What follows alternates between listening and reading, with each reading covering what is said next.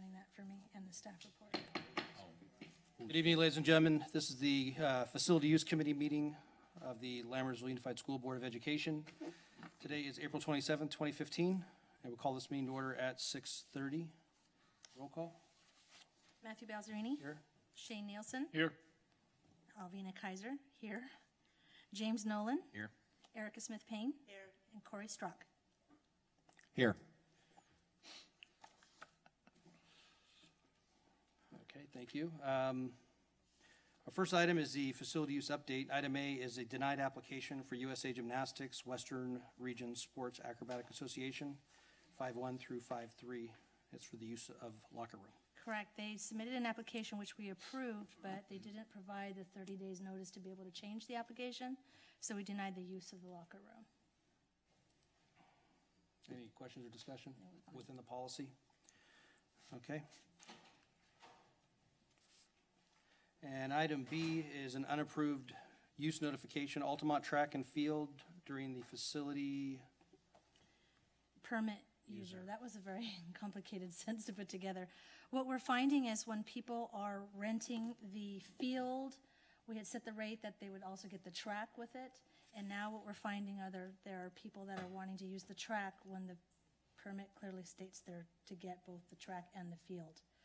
So we've been having to notify people that are coming out to, and they're actually district employees that are coming out there during the use, and the applicant user is not happy that they're using the track while they're out there using the fields.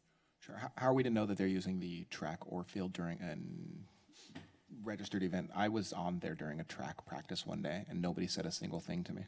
Well, that's good. But, I mean, I could have been the person this was about.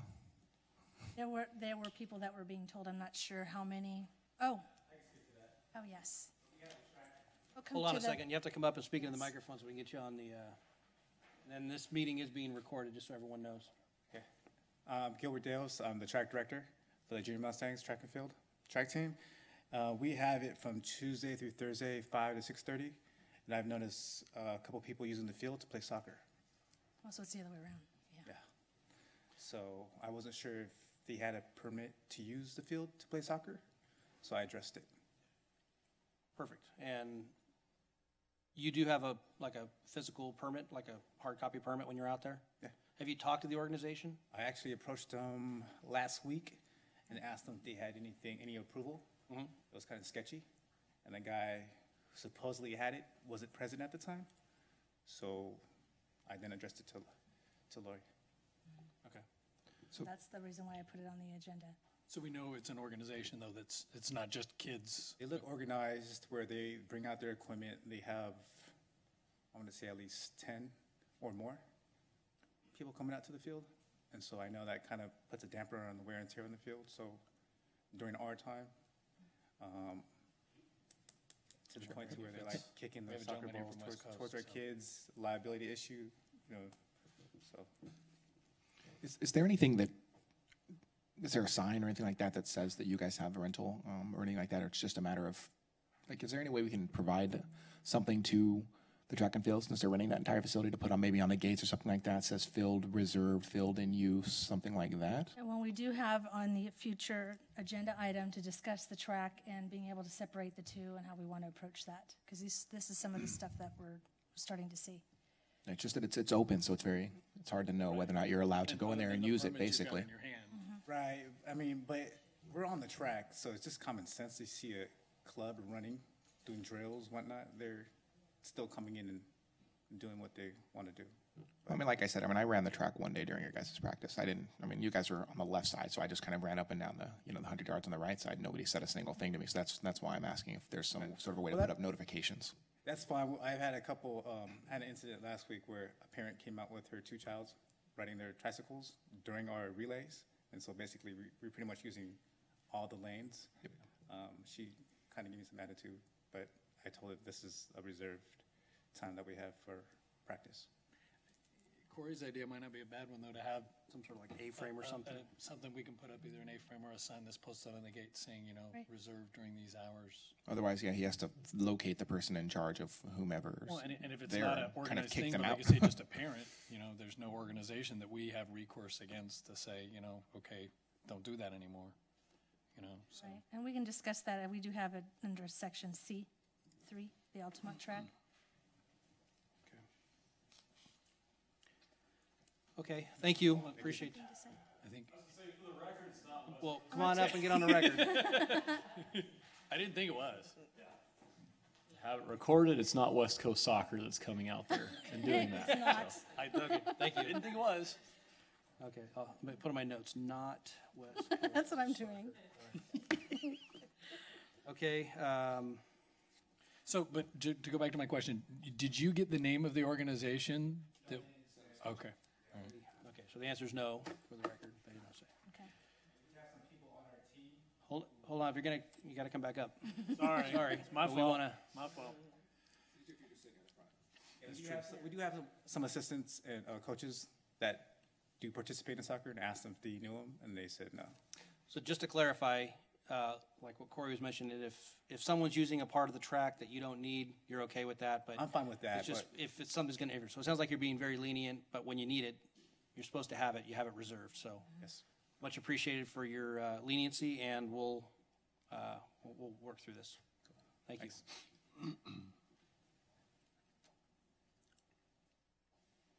And is there any other comments from the committee on this?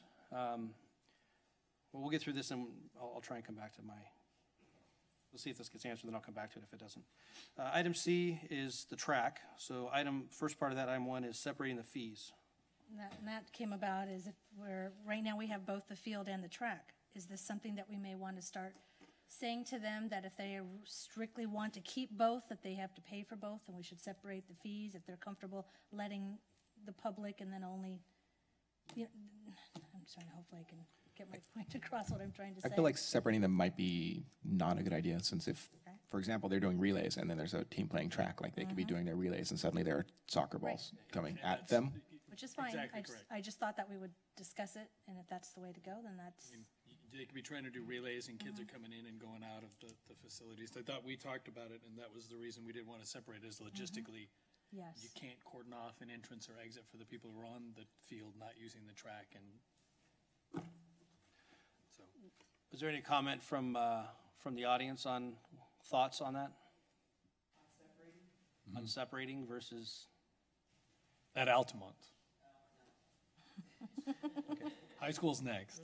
Yes. so I, says separate fees, it doesn't specify high school or Altamont on the agenda. Let's see what should do. high school track's coming up. So next up, So Well, then after that's Altamont again, so. I believe that I probably should have swapped those. I believe there's consensus among the committee that just leave it as is, one price, One okay. fee, track and field. It's way too Okay. much of a mess.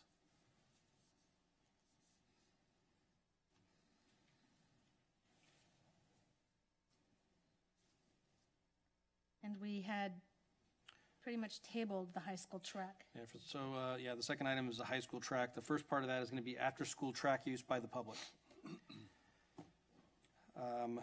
And where we are, just to make sure I'm on the right page here, my understanding where we are on that is the board approved the use of the track after school during the week, from 30 minutes after school until sunset. And on Saturday, the custodian on arrival would open it up and then close it. And then the very next item on the agenda for the board was to suspend that pending signage that articulated what I just said. Yes. We're on the same page? Okay. So what do we got? What's new? Well, the signage for the track update, I think we wanted to get high school input about the use of that track by the public.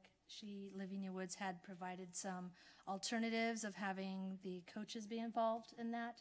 If you remember, it was a couple of meetings ago. Right. So did you want to come forward and,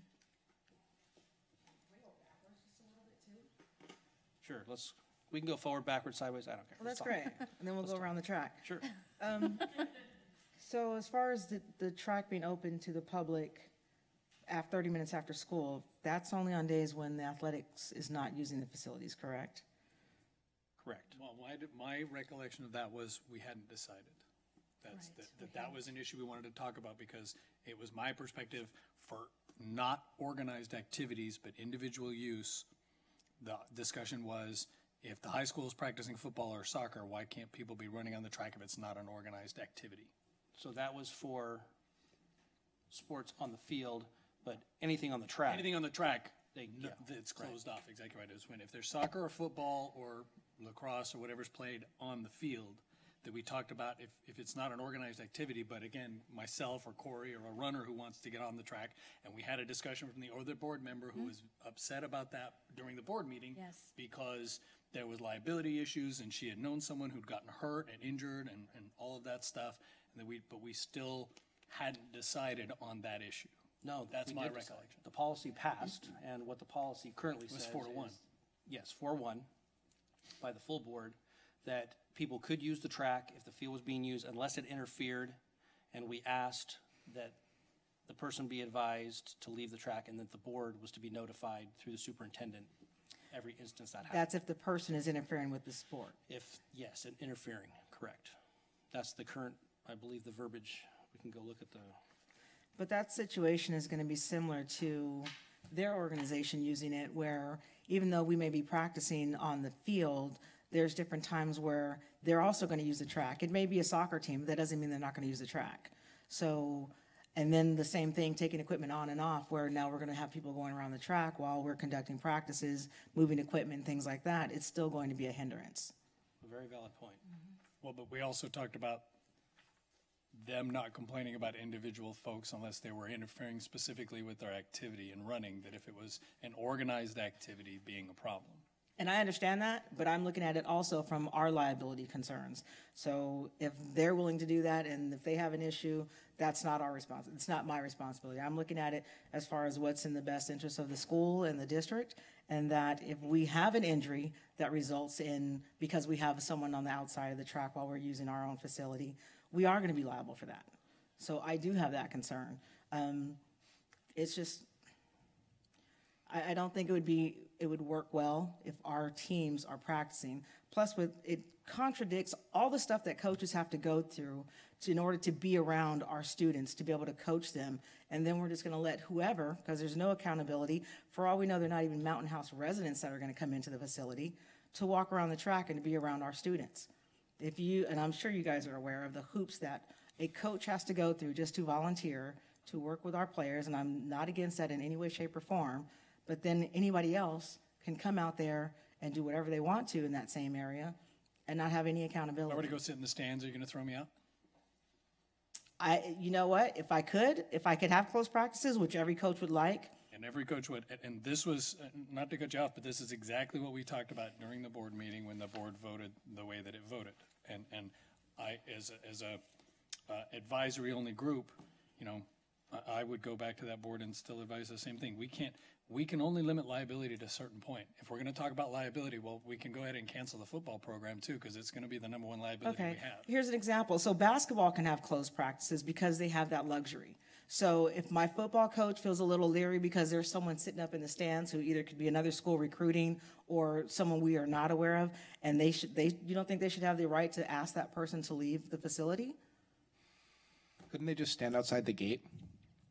I mean, they could. I mean, literally, like, there's a fence and it's open. Let's bring the conversation back to what Okay. this initially it's about, is the intent was to work with the community in having a facility for them to use to run on. The community wanted to use the track to run on, and the question to the board was, are we able to allow this? What's being discussed now is nothing new that's already transpired with the board. I guess my question is, when you came to us before, you mentioned something about having specific times to be allowed Right. access. I guess what times can we allow access to the community? If I could work out a schedule with a couple of different coaches who have volunteered to do something like that, that would work around the athletic schedule so that there's no conflict. And I guess And we could make a set schedule. okay, my first question, I guess, before that is, what's the schedule for the field being used?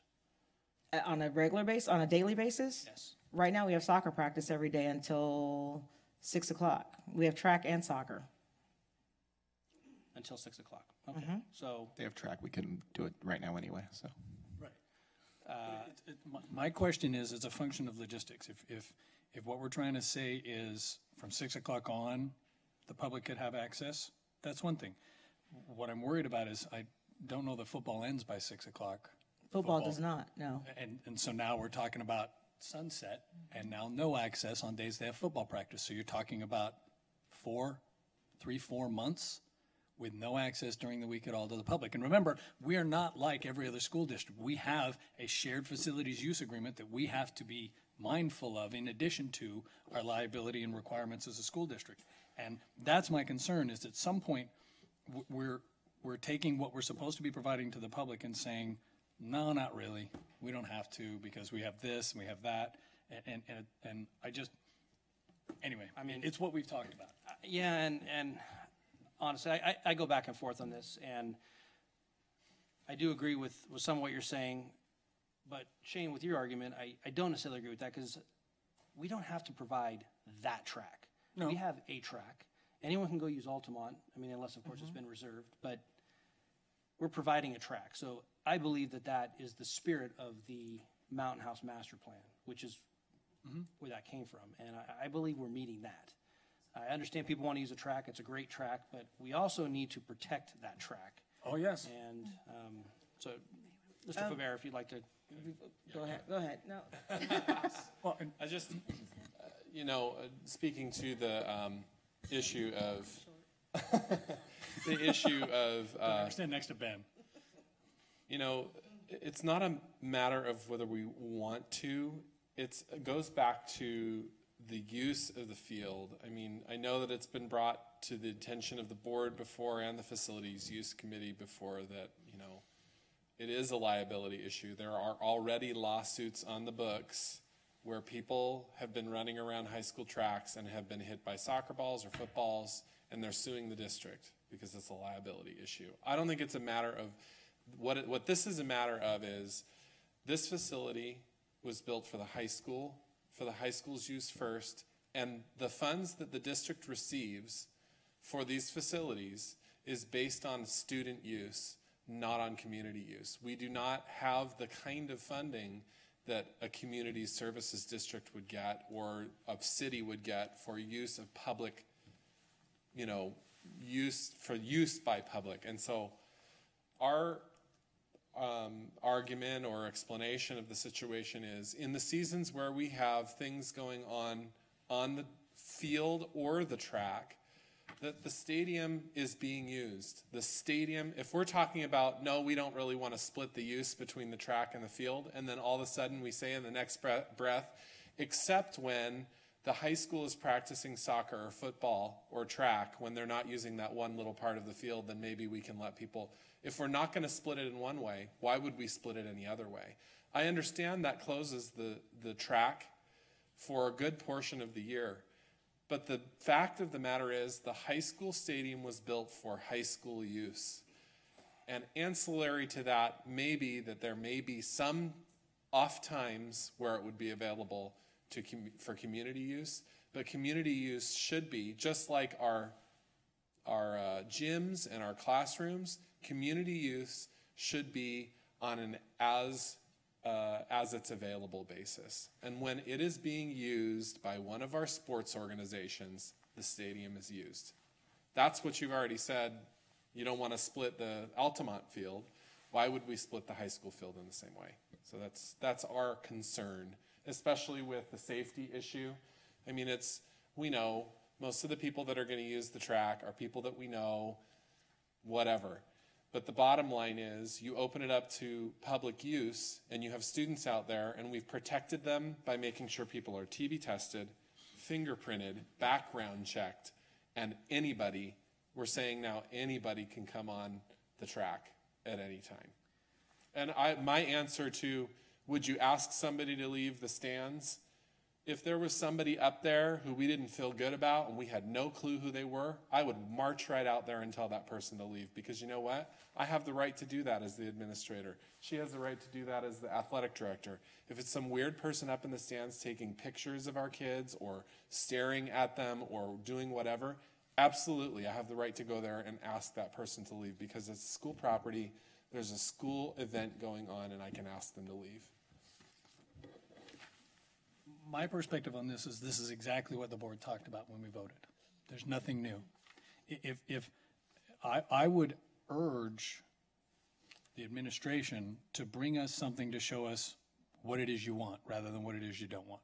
If you can get us dates, times, availability so that we can look at things, I don't see why we couldn't. Well, we could obviously reconsider anything, but I don't know why we wouldn't reconsider it. But I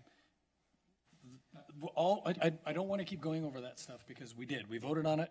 The whole board voted on it and came to a conclusion. And it's I don't think incumbent upon this group to change that decision unless we want to make a new recommendation. That may be. The part that I agree with Mr. Faubert is we are talking out of both sides of our mouth. Because we just made a policy, this last item, and he's absolutely right. We just said that organizations that pay for the use of the field get the track or the field, or they get both. Mm-hmm. We just said that. And now we're saying, well, except for our high school. I agree with that statement. And, and taking that into consideration, I've been back and forth on this issue, and I have to agree with that. If we're going to make that the policy for anyone that applies and uses our facilities, then we have to keep the policy consistent with our organization.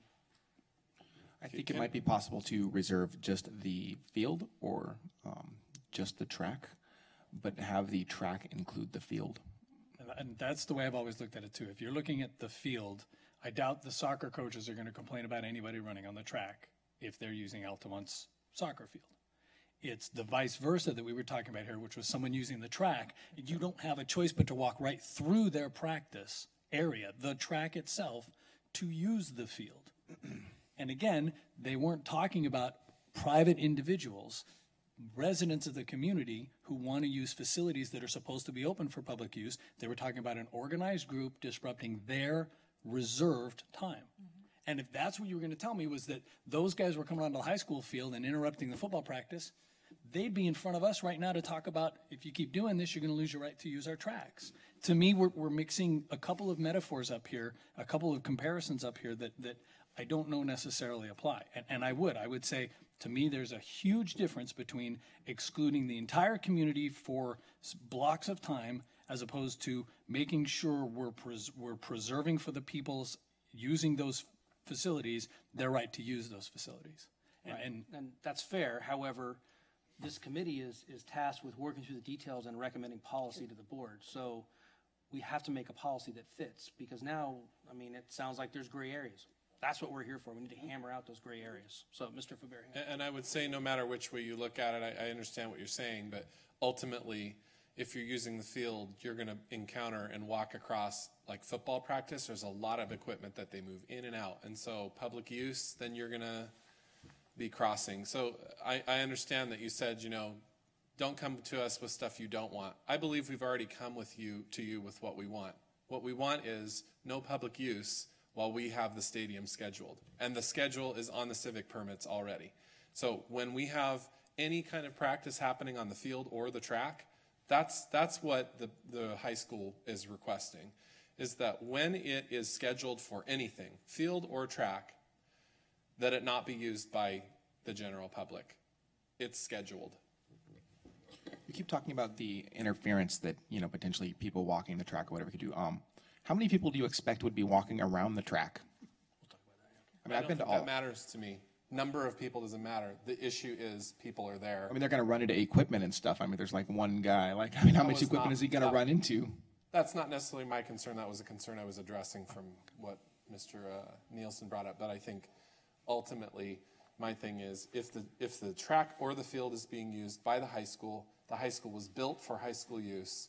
It should be used for high school use. That when we muddy that and we go, anybody can come on during our practices and be on the track while the football field is practicing. It goes back to we have all these safeguards in place for our students. I don't think that's a fair comparison. I don't either. And again, it's all stuff that we've addressed. I will agree with both of you that if we're going to talk, we can't talk out both sides of our face. So we're going to set one rule for the track and the field.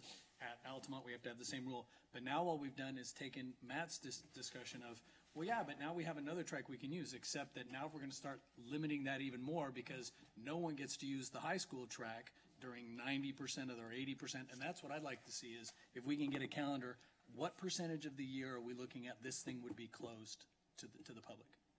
Okay, so that we can look to see, okay, what is it, logistically, what are we talking about? Are we talking about 20 hours a week? Are we talking about 40 hours a week? Are we talking about basically a month a year in the aggregate that the public can have access to facility? Because then that's going to increase the demand at Altamont. It's going to. They're gonna have no choice but to use Altamont track. I'm guessing they wanna see that the track and field junior Mustang group grow and thrive and become something much like our junior Hurricanes, or what I guess they're now the Mustang football team too, and West Coast Soccer. At some point, back to where we were before. We're the only game in town. We're the only ones who have this, and I just don't.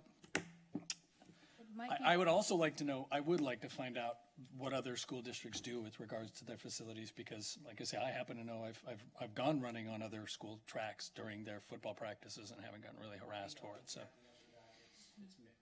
right. So this is not something that is completely out of the norm, is what I'm saying. This is not either side of this. I can't say that all the schools that don't allow access, it's schools that have track like ours. For that True. reason.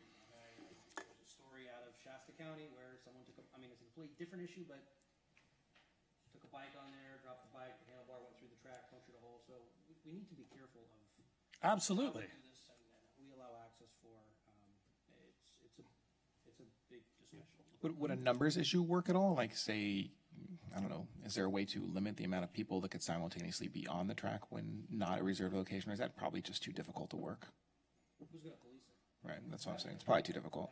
Again, it comes back to Well, and again, their policy, they want is nobody, period. So one person was too many. And the question about finding out how often it's being used would be difficult with the civic permits, because right now it's labeled as one. It's not this. they're Well, but using if we the could track, find they're out- using the- So, Field. but what they're saying, my whole thing is, according to Mr. Faber, all of the high school use is in the civic permits for the stadium. So I'd like to see if we can get a report as to what that percentage is, so we can look at things. Because again, if all we're talking about here is a couple of months out of the year that you can't use it after 7 o'clock, okay, well, maybe that's, again, that's something I think most people could work on that. But if we're talking about, like I say, a couple hours a week, every week, forever, I'm just not, I wouldn't be in favor of that. We have the athletic director right here. Can you tell us, right? I mean, we know we got football. We have football, and I'll, Approximately what are the months? That was too, I like that look, by the way. That was fantastic. Off the top of your head, but just well, I'm going to tell you something that's probably going to hurt my side, because there's going to be a vote, probably, I think it's tomorrow, to move soccer from fall and spring to winter. So all soccer will be in the stadium during the winter months, and then football in the fall and track in the spring. And then on top of that, we have 2 football teams that will have this coming season, hopefully 3 the third season, and we're going to have all 3 levels. It's going to be a full-blown For all athletic sports. program. But with that said, all of football will be practicing at the same time. So we will have a greater number of students out there. Instead of just the 40 that were practicing out there this season, we will hopefully have 90 students out there practicing. right, but right now, if they finish, during a Right, but we can't really compare now. Because next year we're going to have junior varsity and varsity. So practice will start at about 4 o'clock, 3:30, 4 o'clock, and end at about 7:30 every day, all year long. Practice ends at 6:30. That's how it was this past season, and JV and varsity will be practicing together. Is there a chance This that year. practice will be extended? Possibly, but I can't say that because they didn't practice that late. And if we were going to use a similar rule, which is 30 minutes after, that means no access until 7 o'clock every single night. Right, but the practice ends at 6:30. If the concern is mixing with people, they're going to be walking right past people walking into the stadium unless you give them time to clear off the equipment. It doesn't really change. I'm guessing you're not going to say it's 6:31 public access. You're going to want it to give them some time as well. Am I wrong? No, we would. And so now we're talking about, so during the winter, there's no access. 7 o'clock they'll be practicing under the lights. There won't be any access. And during the early spring, there won't be any access at all. 7 o'clock, who's under the lights? The football team will be under the lights during the winter. We're 7 done. o'clock We're- will be we're- dark. We're done at 6:30. Yeah, well, but it gets dark at 4:30 at certain parts of the year. Is what I'm saying is, and we've closed the fields at dark. There's no access to the public at all after dark. So for a good 3 or 4 months of the year, there won't be any access at all during those times or more. And that's what I'm coming back to is at some point, we've taken what we're trying to provide to our communities. Yes, we don't have to. There's a part of it that I'd like to see us do as members of the community and in honoring the facilities use agreement and the joint use agreements. But I don't think it's a reasonable step to take to say, no, none, pretty much at all for 90% of the year. Because that's, if I'm doing the math in my head accurately, it's probably closer to 70% of the year that they just won't have any access. And that just doesn't sit well with Just me. to that one particular track, not to all tracks. Correct. That's track everybody wants to use. Just like it's the football stadium everybody wants to use. I know. So, and that's just my perspective on it. And the good It part is is available on the I'm one of weekends. 5 voices on a board, and there's already one who agrees with you wholeheartedly.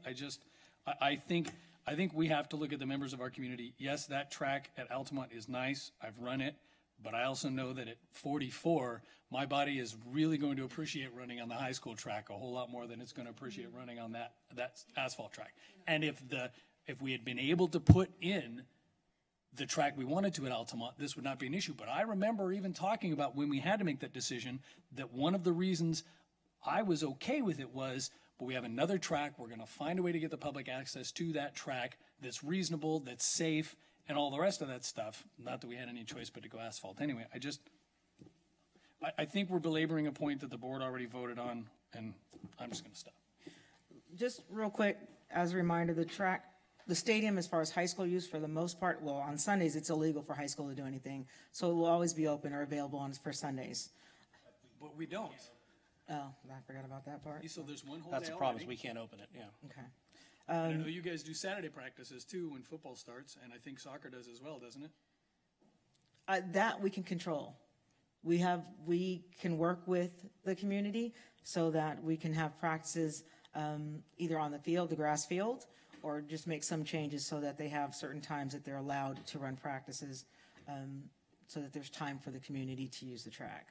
The only thing that I would ask is that just to have the gates opened without any accountability, any supervision, just leads us with issues. Just as this gentleman stated, there was a student or kids riding their tricycles on the track.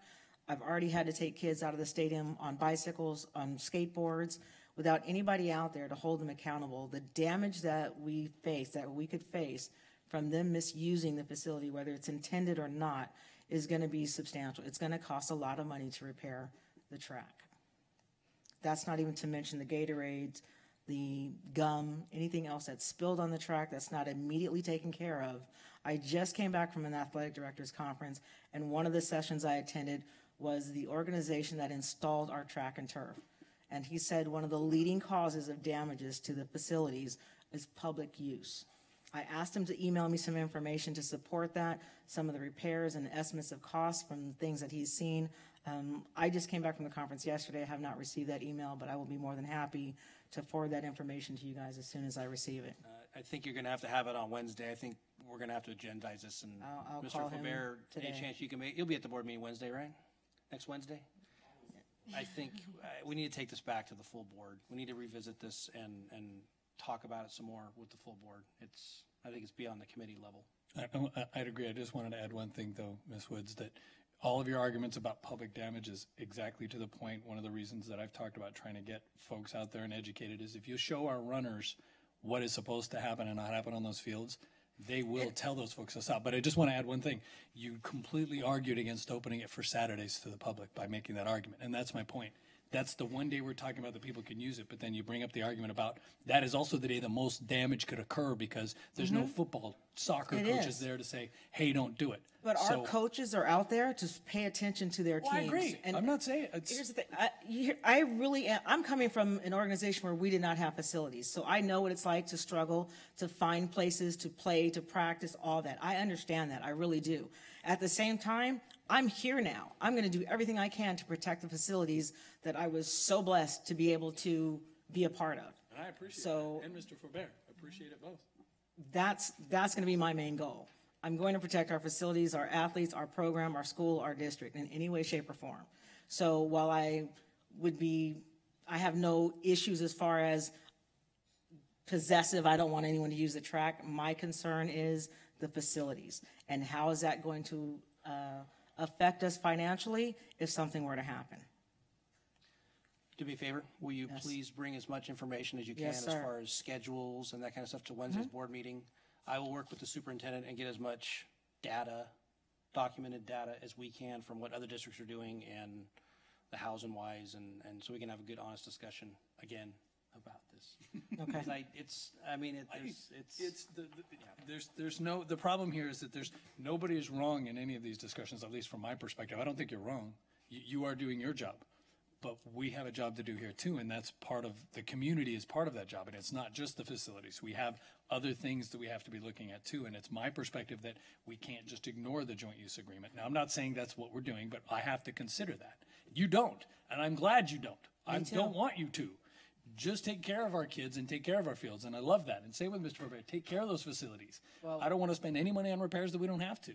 And just for clarification, we don't have a joint use agreement. It's a Shared use agreement. recommendation in the Mountain House Master Plan that insinuates that school facilities would be available to the public for use, but it's not binding in any way, and as our developers It's not have done, binding, that's true. They follow that master plan when they want to and disregard it. I don't want when to they go don't. there. I don't want to go there. I don't want to go there. And if I can make, I know other people want to take, just one really quick comment to that is a true joint use agreement means a community services district or a city ponies up. Absolutely. And our CSD has yet to pony, as far as I You're know, preaching to the 1 choir. cent up. So 100%. it's not a joint use agreement in any way, shape, or form. It is just a suggestion that the schools should share Right. by an organization Actually, who doesn't do and anything. that agreement providing. document is expired and has not been revisited, so, yes, thank you for that clarification. But I also want to Yes. bring that up too. Part of the same discussion? Sorry to problem. belabor. So Cher Deos, I'm on the board for the Junior Mustangs and then also the track director. And so I definitely, there's a lot I actually agree with what Ms. Woods and Mr. Faubert say, just specifically around the protection of the field and et cetera. But there's a couple things that you've already had mentioned as far as the reminder of, the fact that in the original master plan, we had originally built a track team based on not just the community's interests, but the fact that while Altamont track and field was going to be developed first as asphalt, and then eventually the way that the high school is going to be developed, that we would have that accessibility to do that. So it hasn't been that much of an issue, just to be completely, candid with how Gil and I have helped to develop kind of the track team today.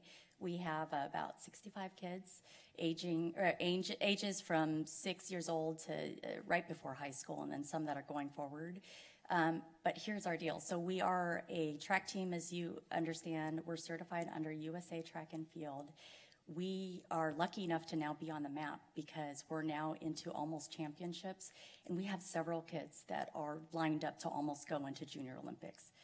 Our problem is we don't have the lines on our track field, and we don't have the right shoes that our kids can use, that they bought and that they actually use when they compete, but they can't use it on the asphalt because of the track spikes and everything else. So we're losing a lot of that practice that we're actually doing. And then we're having to have them either go find other places in other communities on their own with their parents, not even with us, because we have to use a Mountain House facility in order to keep us, as an organized team together to do that. All of our coaches, if we were able and fortunate enough to use Mountain House, all of our coaches, because we're under USA Track and Field, have to be nationally cleared from a background check perspective and regionally from the state of California. So we are just as strict as probably they are with the facility to make sure that we don't have any security issues, and half the people on the Mountain House board are military anyway, so I won't even go into that. But anyway, I just wanted to call that out and do respectfully request that you can consider sometimes. Unfortunately, Saturdays or Sundays wouldn't be available for us because we do hold the track meets all day. And a topic that we can bring up later on is because believe it or not, the other organizations have seen how well put together ours has been. They have already been asking if Mountain House can eventually be used. We haven't said yes to anything, but we're just probably not even ready for that right now. But they are looking for us from a Northern Cal perspective because they like how organized our stuff is going. It's just, again, because of our kids are ready to go, we're just kind of 50% at what we can do.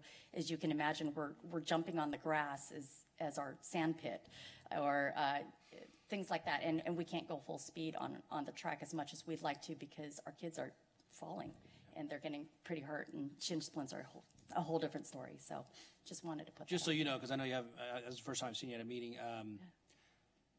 down the road, the facility use is available for Saturdays at the high school, and right now, the rule is no Sundays, but if you come to the committee has the authority to overrule on a case-by-case basis. So if you want to do something on a Sunday, we might be able to make that accommodation. Okay. You can bring that forward to the committee, and this committee has that authority. Perfect, okay. And I know it's tabled for later, but we'd certainly like to request some additional time, even outside of their calendar, and would work, of course, their high school comes first, and then we'd like to look at that second, so.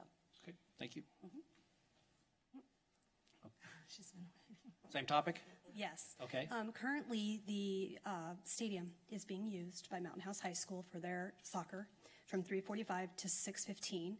I received notice from the coach for the football team, and they wanted to start at 5 p.m. So we've scaled back soccer to 5, and then football starts from 5 to 8:30 p.m. That will start May 1st through July 17th.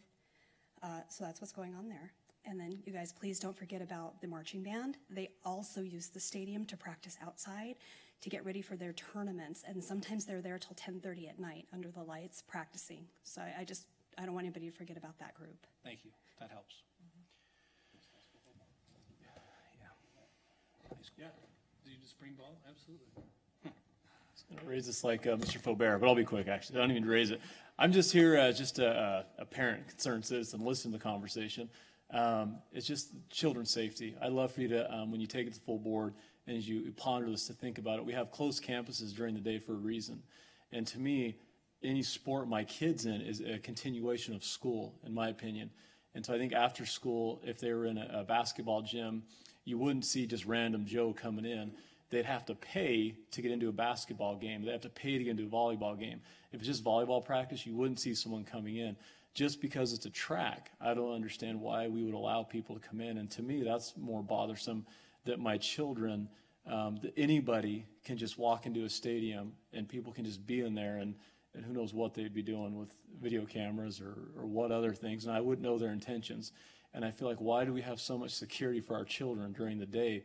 But all of a sudden, when it's 3:30, we're just going to open it up to anybody. And I'll just say this, too, is there's probably not many people in Mountain House that run more than I do.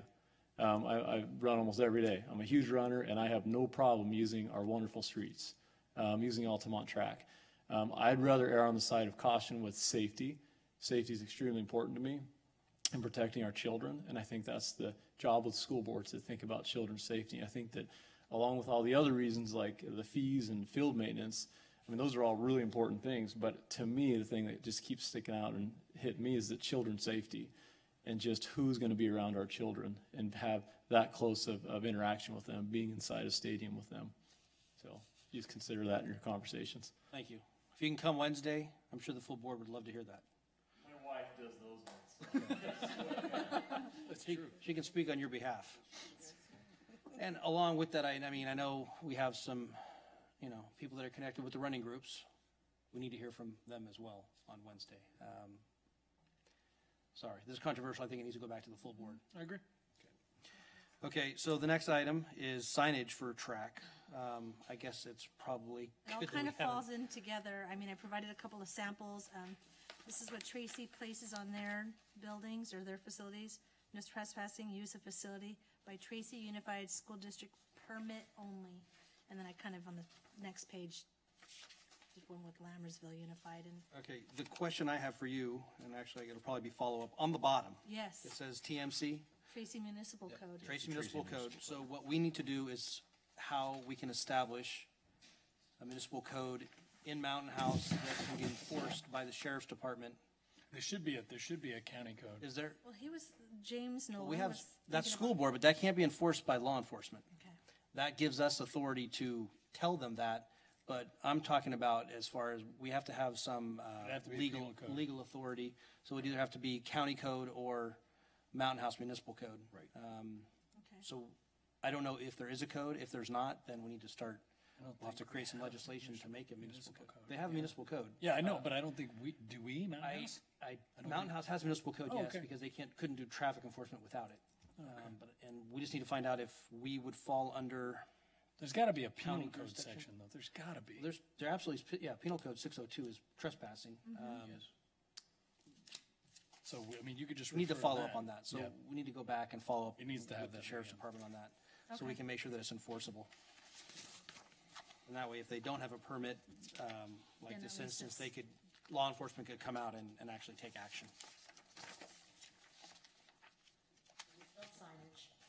Can we also, for the stadium, get signs that say no bikes or skateboarding? Yes. Just to It's supposed to be reduce part that of it, isn't too. Yeah, that's part of the discussion. We need to include, all the, and what I would like, the discussion that we had before that, I thought we were on board with is, we need to clearly articulate everything that's in the handbook. No gum, no bikes, no rollerblades, no skateboards, only water bottles. No those- dogs.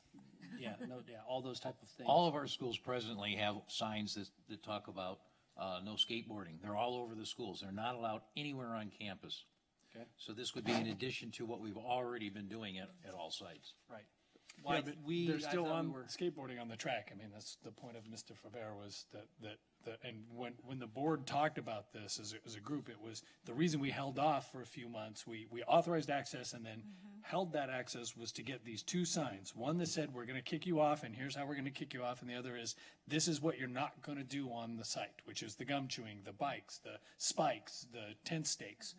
That stuff was supposed to be on a second sign. Sunflower seeds, So spikes, No spikes, no gum, there is no. supposed to be. sunflower seeds. I hope so. Okay, cool. That's already on there.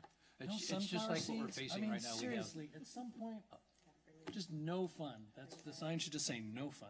We No have no sunflower pets seeds. allowed, no dogs allowed on our campuses, and yet you'll find them out there with their dogs all the time. Not me. So we need to, We need a no gopher sign. but we want the signage specifically for the track to be very specific. Yes. Yes. Just, And I think while this we're working kind on of, this. yes. so, let's work on that. Yeah, we'll articulate what the rules that are listed in the handbook are specifically for the track. Okay. Before we totally derail. Altamont Track, next item, Altamont Track. It kind of falls into the question I had about separating the two, for when the organizations are using either the field or the track, somehow being able to display to the public, this is being used by, we don't need to put the organization, but I think one of these signs could kind of fall into place permit only. But you were saying that we really couldn't enforce that without a municipal code. It's better, well, I mean, there's trespass, at least it's better than nothing. At least we know, we Yeah. can put people on notice that, they can't do it. Trespassing is There is still there's still I talked to the sheriff myself, or the lieutenant for our area, and he said that they can't enforce the 602, which is trespassing, but they'd have to have someone to sign a citizen's arrest. So we would need to come up, Start with that. would need to come up, because it's a misdemeanor, and in California, you have to have, an officer can't take action on a misdemeanor unless it happens in his presence or it's signed by a citizen's arrest. In this case, because it's our property, someone from our district would have to come out and do that. So we would have to come up with an on-call policy or something like that. And it can be anyone employed by the district, so if we had a custodian, they could come out and sign a citizen's Yeah, it's arrest. true. No, this isn't. However, However, they would have to make themselves available to go testify in court. So Lori's gonna sink in her that's chair gonna, now. that's gonna, yeah, that's gonna open another can of worms. So kind of a, I think a bigger discussion, but I think it's a good place to start before we start having to get in the enforcement piece. Let's at least put people on notice and, but I have a question. So you're talking about putting a sign that says no trespassing use of facility by Lambertville Unified School District, permit only on the Altamont track gates? It was just facilities, it could fall in any facility that we have, not just the track. Doesn't that basically mean that nobody can go on it to just run during any time Exactly. period? That's exactly Isn't that kind of what- not what we want to do with the Altamont track? So that's what probably happened. not a good sign choice. I think that, well, I think the previous conversation, and now coming back to it, is I think the way to do this is have some sort of sign to display when an During the organization event. has it, yeah, to let people know this is But- reserved on such and such date and such a time. I don't know how to do that or what kind of signage to use. Doesn't the CSD do something like that for the picnic tables? Does anybody know? I don't think so. I'm I gonna think they guess posted on no. the They posted on the board. They've got one of those glass board. Anybody announcement has boards, I access think they to posted civic there. permits, I mean, you could easily tell what facility is being used. Let's not go, but Break it down. The city of Tracy uses the A-frame signs whenever they close their baseball and softball fields because of weather. So the same thing can be done at the tracks that just says closed to the public, that it's reserved. we need to be careful about that, though, because one of the reasons this committee was created was a group was reserving the football field at Cuesta and not allowing access to the park and playground equipment that wasn't being used by the football field without people paying admission to get onto campus.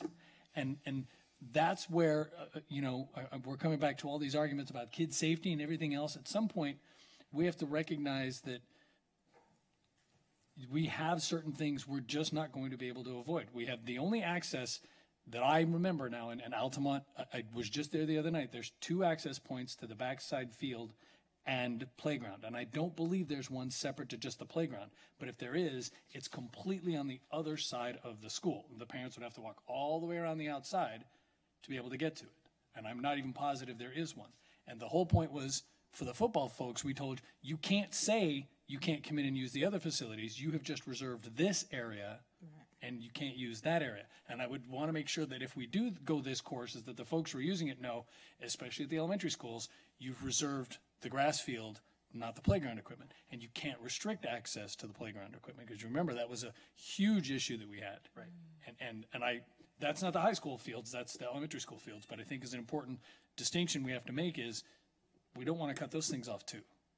This is a little bit more complicated at the elementary schools, so. I understand that point, and it may be a wording for each different facility. So for that one, the grass fields are closed, or whatever part of the portion of the campus is closed because it's rented.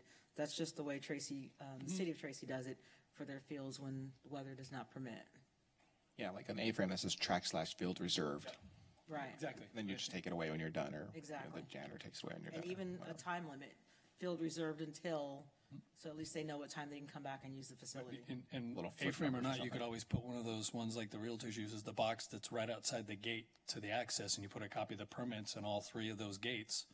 You just hang something there that's a more permanent thing to put the permit in and say, access to this area is restricted, and then you don't have an A-frame that people have to worry about. Just the person who's got the permit say, hey, put it in the boxes that are at your gates, take them when you go, and if you don't, you don't, but you've got the time restricted there. I think it'd make a little more sense and be a little bit cheaper, because then you're not worried about getting a different sign, different A-frame, different language for whether it's the park or the track or this field or all the fields. I think if you just put something with the access points to say, they could slip their permit into, and then the police officers have it too. They've got the actual permit you can go to and say, yep, it's right there. I put a copy. it would be nice if it could be out there ahead of time, so people know not to Absolutely. go out and set up shop before the organization gets there. And That's it's true. like has to remove everybody and go through the whole drama. But you can always make that a part of the organization's obligations, like an hour before you're going to use it, have someone put the sign out. All right, I mean? so And I don't for think staff, most folks are going to have a problem with that. Find someone to drop by and do it. let's have staff go back, if you guys could go back and brainstorm this, bring back some suggestions, maybe see what other organizations are doing. Yeah, that would be very helpful. I'm so blind, I can't read anything. Now I'm feeling like my grandpa. Permit posting. So we'll get some follow-up on that for our next meeting. So that's item D is additional law enforcement patrols. Just continue that in case we need to discuss it, but it doesn't sound like we've got the signs worked out yet, so. No, but we did, but that was a request. I did send an email, and that's actually what triggered the discussion with the lieutenant. He said that he would have patrols of the high school specifically after hours and on weekends to make sure no one's on the premises, and kindly ask them to leave if they are. Item E is reimbursement to organization. We only had one to Mountain House Wolverines, and then you just wanted that reported for $32.80. Thank you. Any questions? Okay, item F, overnight event request. It was a request that had come a while back, although they ended up withdrawing their request, but I kept that item on there because that's something that we don't have anything in our facility handbook addressing. Should a request be submitted for that? Didn't we discuss this last meeting? We did, but it got canceled. It got, the event was canceled, so we kind of just let it go. But I think we're talking about policy-wise ongoing. So if I can just remind the committee, this is something that's typically done for sports teams or music teams who come and they just need to spend one night. It's sometimes cost prohibitive for groups who come from far away. For example, we had a group come to that big, huge percussion thing that was from Oregon, and they didn't want to have to spend the money to stay in a hotel. And they really just needed a place to crash on the floor. It's something that happens all over the place. I know in Pleasanton they've done it for music groups and sports groups as well. I know that I know of teams at the schools where I've worked who have gone very far away and slept on the gym floor. So it's just a policy that, or a rule in the books that states that we are not adverse and we allow school organizations. I don't imagine we would be wanting any other people than school organizations to be coming, because with school organizations, they already have adults that are there supervising their own kids, and we would just have to make facilities available and bathrooms open over the nighttime and make sure that alarms are turned off at certain times so that those people could be in the campus overnight and not have to incur that huge cost of staying in a hotel. And what do you guys set up, cots or something? No, they usually bring their own sleeping bags, and they're teenagers. They'll sleep on the floor. Okay. Pull out the bleachers and sleep on those. And then just because of my background, if there's people sleeping overnight in a facility, you have to have some sort of fire watch, right? If you have more than so many people sleeping in a facility like this, there's supposed to be someone that's awake conducting a fire watch. No, there are always adults that, are supervising the situation. I'm sure they'll promise to stay awake.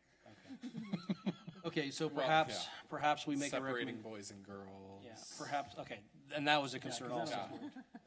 Separate facilities, yeah. Okay, very good, thank you.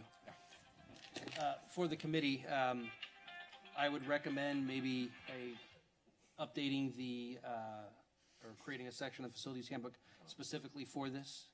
Any, and again, I agree, make it specific to overnight, school organizations only. Okay, yes. And I would want to see something that specifies that the adults have to have gone through a similar background check as to what our adults would go through. I mean, not for naught, if they're on our premises, the liability for anything that happens to those kids also rests with us. So we would want to, there is a premises liability. There's not only I would just want to see that whatever it is, because Oregon, for example, I don't know what their background rules are. Background check rules and stuff like that. So as far as liability goes, I think it would be the same as any other organization. They have to provide insurance. It's like a facilities use agreement. Right. So we are not liable when other organizations use. So that district would have to provide insurance. Insurance, yes, but just as any other to say we're not liable is organization. not 100% accurate, is all I'm going to say. There's still liability. Anybody can be sued for just about anything in California. And all I would want to see is for organizations that don't meet California requirements with regards to background checks and fingerprinting and stuff like that, I would want them to meet it on our facilities, because we don't know what kids are going to be in there. We don't know who's going to be in there. I would just want to make sure that there's a similar level of protection for those kids. They're on our premises. That's just me. I might be the only one who wants that, but that's what I would think. Do you have any comment on that? This is not a thing where this is their students. their liability, their chaperoning, and it's kind of, I don't like. So you don't envision anyone from our shop being there? No, that's that's- that would never be. We wouldn't go, oh, let's have a sleepover. No, No, that's no. That's not what I mean. I mean someone from our staff. Yeah. To I don't know, facilitate, to protect I our think that would investment. be up to you guys. I am not familiar. I know that in Pleasanton they open it up, and when the janitor goes home, they go home, and those people are using the facilities, and yeah, that's up to you guys though. I would just say this, my point is, much like a guest who comes into your house and is injured in your house, if there's an activity that occurs on our facilities, whether they're guests, whether they're other insurance, we still have a potential liability. And a $100,000 insurance policy is not going to cover it. That's all I'm asking about, is to have a similar level of safety precautions. It's, again, about our own liability, if that's what we're going to talk That goes about. back to my argument. Why are we not doing that for organizations that use our facilities on the weekends? We can talk about that. My difference is, okay, and I would say this: your kid's on a football field that's 75 yards away from me, and if I start walking towards him, and the football coach doesn't kill me, I'm going to have a problem. Okay, maybe not literally kill me, but that's my point. Is we're not talking about kids in a closed, confined area of a high school gym who are going to go to a bathroom by themselves. That doesn't happen very often at high school practices for football or soccer. They're out there on a field with everybody else. Yes, they may go to the bathroom, but if we have to set up rules for that, then we set up rules for that. The liability is not even close to the same to me for someone. If I go to sit in the stands to watch someone practice football, my kid's not on the team, I'm not a threat. Do they not have to But sign I'm a any sort of- liability, and according to the staff here, I can't go.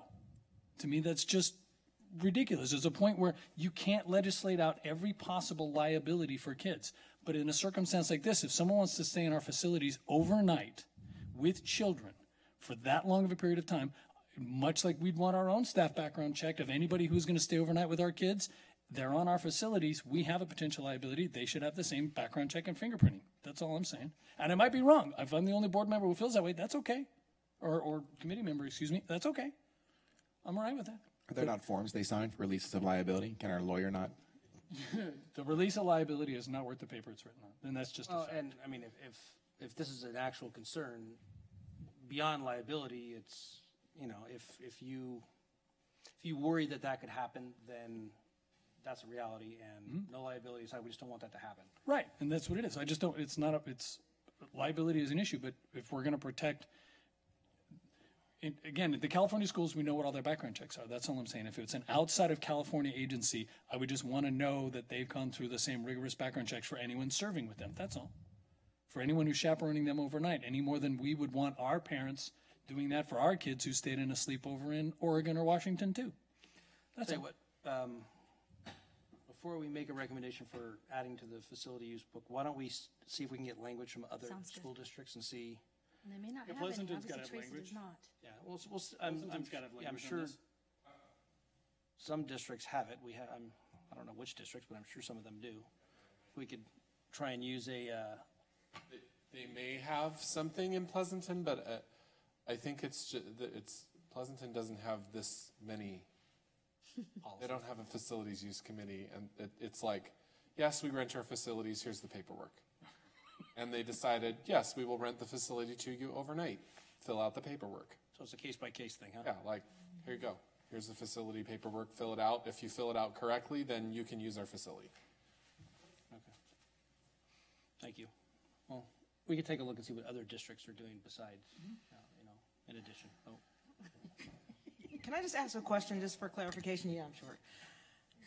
What's the difference if it's someone renting the facility overnight or an outside organization renting the facility during the day? We have no idea what some of these other youth organizations do to clear their background for their people, but they're allowed to use the facility if they complete the facilities use and have insurance. So am I missing something? Is it the time that we're talking about? Between a basketball game and overnight. There just is. There is. Okay. There's a big difference to me between a track team using a track, or a basketball team, or a gymnastics team using the gym for a few hours on a Saturday, compared to all night long overnight. High schoolers. That with high school kids. To me, yes, there is a distinction there. Okay. And again, and best part about this whole thing. I'm only one person. Yeah. My concern was more, you say liability, and my concern is just liability in general, where I don't like the idea of anyone being in our facilities without a school representative there, which I've kind of voiced actually before. fully agree with you there. I think that someone should be accessible if there's any kind of emergency, if a water pipe breaks. Well, I mean, or what if the something like alarm that, does go someone off? Someone's going to get a call at 2 o'clock in the morning, as opposed to someone who might be there. Right. And yeah, And Jim's going, please don't let that be me. And it will. Then it's me. Then it's, yes, Any other input and yet it's from- not me. Wow. Any other input from the committee members? Or questions or? I don't know. I think it's fine. I think it's fine to let people stay overnight. Yeah. I like sleepovers. Okay. Moving along. So staff will come back, try and see what other districts are doing, and we'll bring that back at our next meeting. Item G is restroom use at the K-8 facilities. We never established a rate, and I know that Relay for Life had submitted an application, and we've generally, with their event, again, 24 hours in the quad area.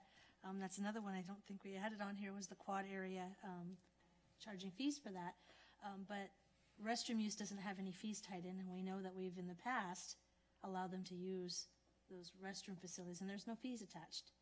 So, How about the other piece of that where we were talking about keys and trying Yes. and allowing use for?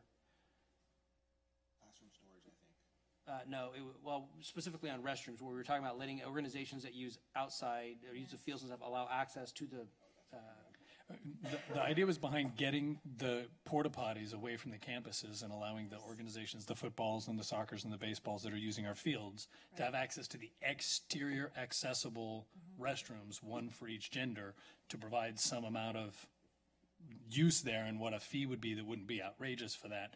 To again, then we can say, no, you don't get to put porta potties anywhere near our campuses. That's not actually CSD land you've stuck that porta potty on. It's ours. Get it off. And I would it's not prefer right now. It's on CSD property. the one right outside They the gate are at not Wickland. on our property. They are not have them on our property. We The do not dirt own track them. outside Wickland's fence is not really. That is I thought it was CSD. ours. Oh, okay. That's good to It's know. not on our property, correct? on our property. Okay. I didn't know that. No, I thought the track absolutely outside the fence was do not ours. allow porta potties to be on our property. And Sorry, Mr. well- Nolan said that in order to provide the keys and do a separate key, it was $3,500, the expense? Well, if we lose it, we have to rekey everything. Yeah. Well, but if we do a separate key for the bathroom is the point, if we did. We still, well, every time we get a key lost, we'll have to rekey those too. So are currently are the keys to the restrooms, do they open up anything else besides the restrooms? We're just opening up the restrooms for them now, the ones that are using the field During track. daylight. But is the key to the restroom the key to the front door? Oh, it can be, but we don't give them that key. No. We don't give We anybody. don't want it to be. But the keys right now on the bathrooms, do they open anything else? Yes. Okay. That's the question. That's a And I guess my question is, can we key the restroom can we want to issue a key to the organization and all they have access to is are the bathrooms? Right now, we have a policy that we will only give keys to District employees. our employees. Right, and we're period. talking about, as a Changing that. policy group, amending that policy to say that we want to issue keys to organizations to be able to get into the bathrooms. My question is, are they keyed right now so that they can only get into the bathrooms and nothing else? No, they're not keyed. So we would have to rekey all of our We have to restrooms? rekey them. Okay, and that would cost $3,500? No, Well, we don't know what that would cost. no, we don't know what that. Can we find We're out? looking at, Only if they lose the key. it's only if they lose the key. To rekey everything is $3,500. No. Here's what I need to know. I don't know where the $3,500 came from. Okay, me either. Okay, We're looking at a few $100s. okay, Okay. I guess my question, or what I need staff to follow up on, how much will it cost to key the restrooms that are exterior? So if someone's using a field, an organization's using a field, we could issue them a key that would only get them into those bathrooms. About $300. Each campus or overall? 2 bathrooms, a male and a female, would run around $300. So, and does Bethany have bathrooms on the outside? I don't remember. Anybody know? Anybody know? I think they do. They do. By the So field? I think all they the do. facilities have exterior bathrooms that you could access from the field. I just don't know where. Except Altamont. Altamont. Well, not the high school. No, I'm not talking about the high school. Different. No, the outside, The high school's different. I mean, we're talking K-8s right now. Okay, And no access to the bathrooms at the high school because they're all inside anyway, except for the one on the track. so, about Lambertville. Lambertville also?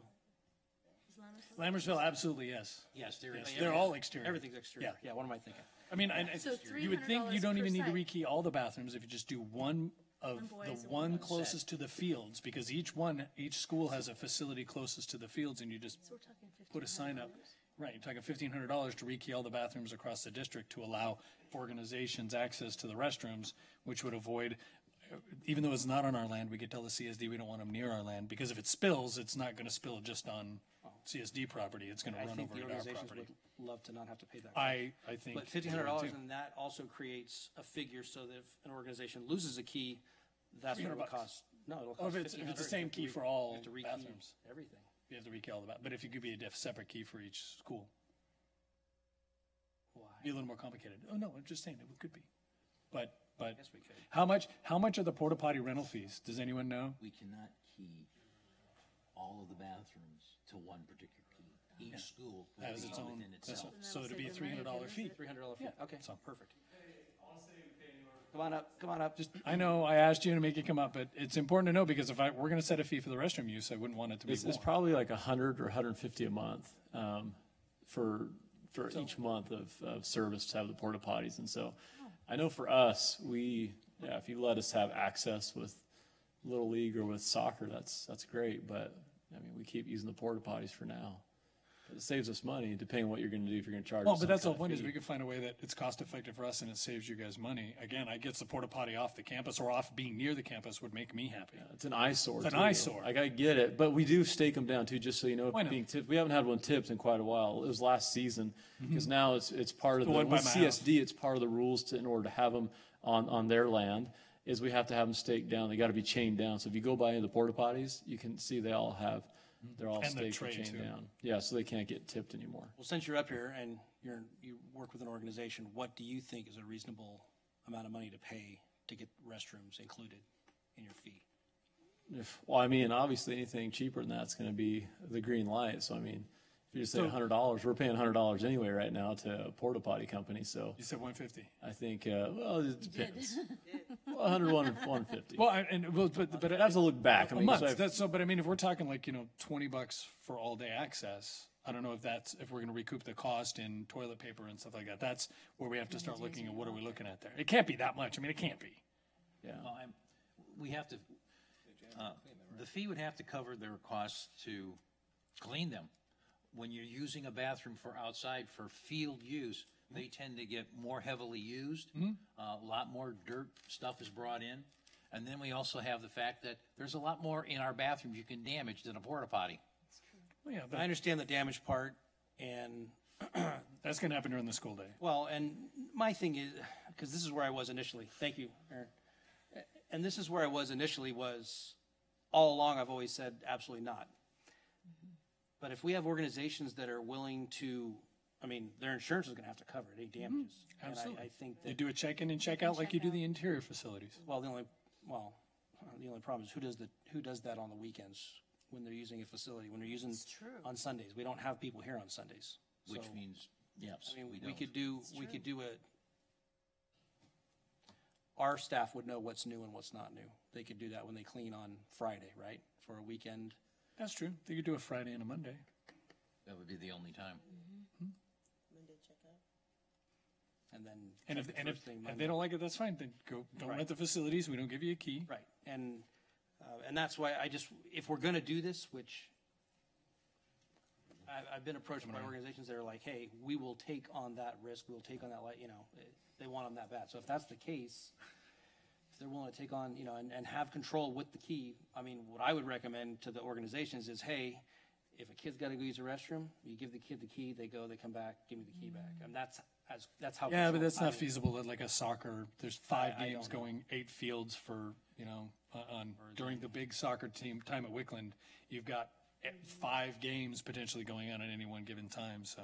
There is one thing you have that we've forgotten here is the fact that on weekends, since we don't have anybody there to watch them, the other thing is the bathrooms are alarmed. So we'd have to, So we would have to have Disable someone the turn the alarms off. That's right. that becomes more problematic. I just, for my own knowledge, what's the, I don't know if, I mean, you gotta have this. How long does it take to clean a bathroom? Depends on how dirty they are. Well, yeah, but I mean, on an average Yeah, bathroom, half an hour, 2? These are multi-stalled bathrooms, Mm-hmm. so it would take at least 20 to 35 minutes, and that's just a quick go-through. Okay. If you want a thorough cleaning, you're talking a couple hours. And But I they get believe the those. rate is $27 an hour. We're never going to beat $100 per month. Nope. So why try? Yes, because We're we're gonna not- have to charge per use. Yeah. So basically, you're looking at, I mean, if you did the math, if it's an hour to clean each bathroom, that's $50 for the weekend. That's not feasible for the fees that they're paying. That's $250 a month, $200 to $250 depending, so it's just not gonna work. And that only gets them weekend access. Right now, they have during the week access too. So, I mean, we could look at it for rental for something like the Relay for Life, where it's a Saturday event Right, or and that's something the like other that. piece But is that I that's think a the cover. Yeah, that's a longer conversation term we'll have period's right now. probably unlikely for. As far as use, I would say, my recommendation would be just use that figure. I mean, 54. staff. Yeah. $27, Well, and then, I don't know. that's an hour to each bathroom. It's 2 hours to clean them both. An hour's a pretty good cleaning, like you said. And, yeah, and if it gets, I mean, some of that's, I don't want to say wear and tear, but supplies, I mean. Right. There is going to be Yeah, it'll that use be- and stuff, but that's That's a minimal, minimal. You could round it to something like $60 for the day. $3 in toilet paper. You don't think that just using that $27 an hour is, I think so. Well, that's 54. I mean, Sorry. you know, 27 I'm per sorry. bathroom. I just like to round. I'm sorry, not per hour. $27, Right, for the use. In and out. Right. So it'd be Yeah. twice that you're paying. It's for each bathroom. yes, $27 per bathroom Yeah. for Sorry. the event. Yeah, I'm Is that thinking right? of I'm thinking Because of everything in an hour to twos. go in and clean it. Exactly. And- It's not the yeah, per okay. hour usage, it's just for the use. It's that, the time to clean it up and repair it So afterward. the charge will And be if- for 1 hour of custodial use to clean the And bathroom. if we're using it for interior use anyway, there's already a check-in and check-out for everything else. Even for the quad, there's a check-in and check-out, so you just have them check the bathroom super quick too, make sure there's no damage. You'd have to rent these out as a pair, so it'd be 57. Right, $54, yeah. Correct. Yes. Okay, thank you. Well, for now at least. Right, and actually, in we want to say, keep it tied to the Salary custodian schedule. because it already is articulated in the handbook that when their Their fees go salary up, this goes fee up, goes up. it, Right. So it's a 1 hour salary average. okay. Item H, stadium indoor or outdoor reservation. The questions come up if they can already reserve the stadium. Of course, high school doesn't even have their schedule really out for next year. But is it considered an outdoor facility or is it, should be recognized as an indoor facility? For what purpose? So, When we allow them to reserve. Fields are usually in December. Oh, Indoor facilities is in the fall, shortly after the sites give us their schedules, because we already have people wanting to reserve the stadium for next school year. And we put those on hold because we're not taking any for Right. next year at this point. why would it be considered indoor? I don't see why it would. It's an outdoor, it's all, You And wanna again, put it the- outdoor? yeah, I believe so. There's a difference in cost. Yeah, but we knew that. We know what the cost to cost use those for facilities are, it's already articulated. So you're saying that you want to use it as an indoor? Outdoor. Outdoor. It's an outdoor facility. It should be listed as a facility indoor, See, that's The where stadium? question's coming up. yes, Based on what? based on all of the accessories that are out there. I Well, mean, we're those- not talking about just a plain old grassed Grass field. field. We're talking, No, but we're talking about reservations. All the prices are already articulated in the handbook Right. for everything. All we're really discussing is when they can make reservations, right? Reservations, right. I mean, That's the really. only thing it's on the. Can yeah, they as do it far in as- I mean, fall or can they do it pricing in we've October? already- That's already been worked out. It's already articulated in the handbook. So I think, I think that it's in line with the outdoor, you do it in the fall. I mean, I would ask the athletic director what, Yeah, do you what guys she have thinks, any- honestly. This fall. She should have her. I mean, do you understand what we currently are using for a policy? No. Okay, so we're having signups for facilities on a yearly basis. They sign up, and we open up the window for a 2-week period, and then we use the criteria, our tiering first, and then if there's a tie on that, it goes to their date of becoming a 401c3. 501c3. 501c3. And then they can reserve it for a full year. For the inside facilities, it's after we've come back from school and the principals have an opportunity to sign up for events for the insides, for sporting, soccer, basketball, for our parent organizations. So they should have that schedule. So we do that in September. Okay. They have August until September for the schools. The first 2 weeks in September is when it opens up. Everyone submits a request, and they can make it for the full year, up until summer, because summertime there is no use. For the outside fields, we look for a natural break, right? We look for a natural break with the youth sporting events, and that looked like it was in December. So we accept requests for that 2-week period in December for the full calendar year. And I know it.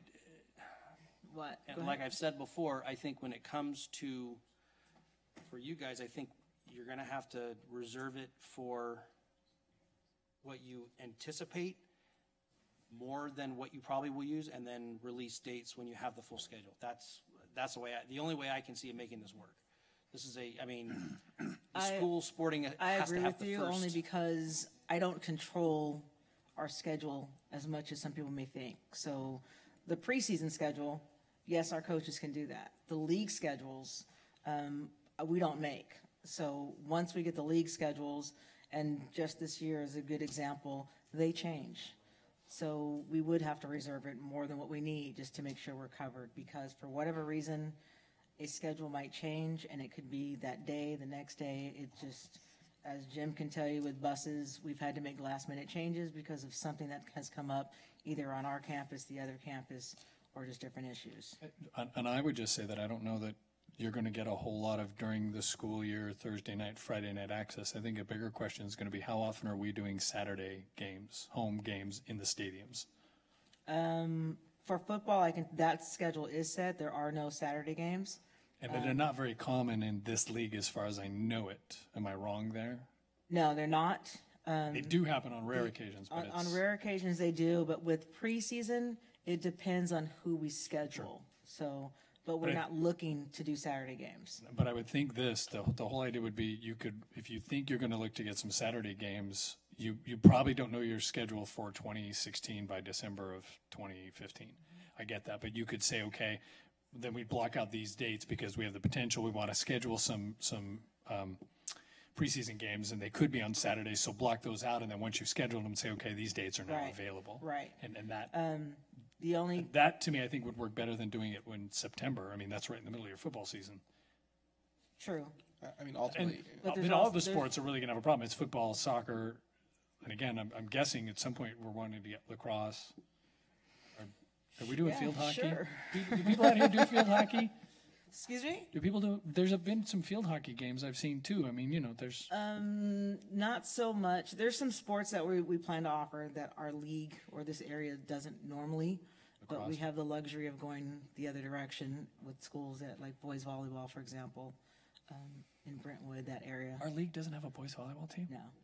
The closest one that offers that is up near Sacramento, so that's where all of our games, road games, would be. Not even that way?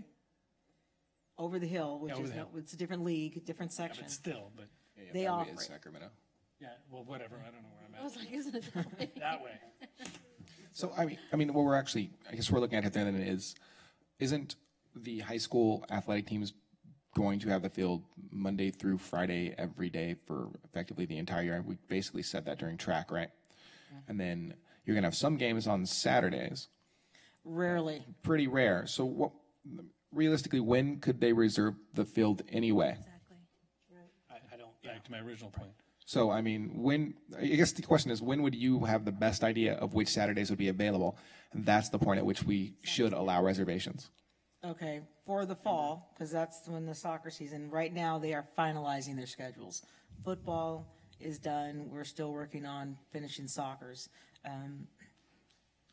So But- what if we did 2 windows then? We could do 1 window for, the first half of the year and then 1 window for the second half of the year. And that way there she would have time to schedule her football games. Stadium. And then That makes a lot of sense. after the soccer games, we could then open up the new Saturdays again for a second time. So we could have 2 windows in order to reserve the Saturday high school stadiums. And we're talking about 20 total weeks anyway, really? Like 20 possible days.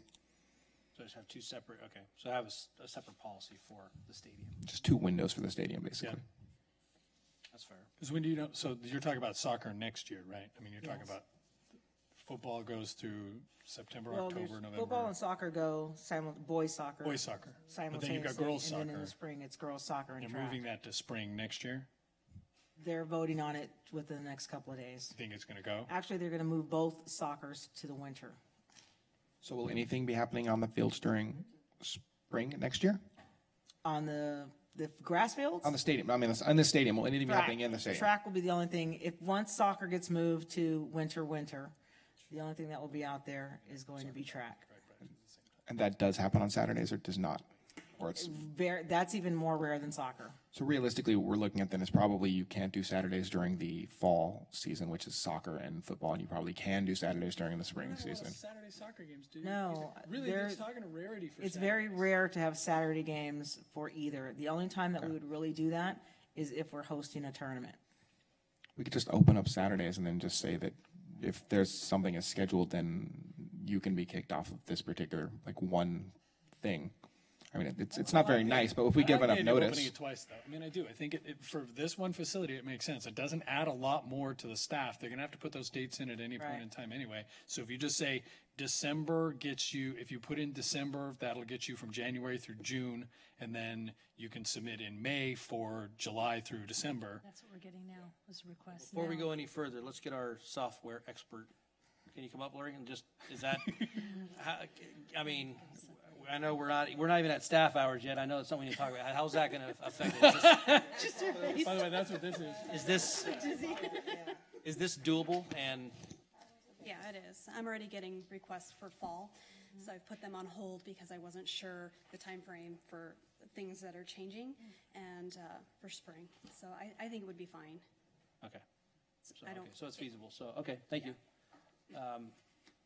Okay, so we would just open up for the two different times? Yeah. That's what I think. I mean, it makes some sense. So that will need to go into the next policy revision, which I guess we can, They use the indoor facilities crazy. want to do that now with just the one thing? You mean the revision? Yeah. I don't think you need to yet, because again, we're not going to be taking anything until May. That's So Friday. that was a joke. See what I'm saying? But you know, I think also we've kind of said that we could probably get the stadium schedule through December already, right? You've pretty much got most of that nailed down, don't you? You've got to have football nailed down. The football schedule You is need a done. director. Soccer, we're finalizing. I'm hoping to get that done within the next week and a half. Boys soccer. Boys soccer. But again, you're pretty much talking not Monday through Thursday or Monday through Right. Friday anyway. So, and are we hosting any tournaments that you're aware of for I'm soccer? not planning to. I would like to talk to the head varsity coach just to make sure. Sometimes we will offer a tournament just to make sure we have enough games if we can't find the balance that we need. As of right now, we're not planning on offering a tournament for soccer. See, so I don't see why you couldn't be able to get something out for that here in the next few weeks, by the end of May at least. You think you'd know by the end of May for soccer? Mm-hmm. Yeah, see, so. Definitely. So I'm just, policy-wise, when do you think we should take it to the board?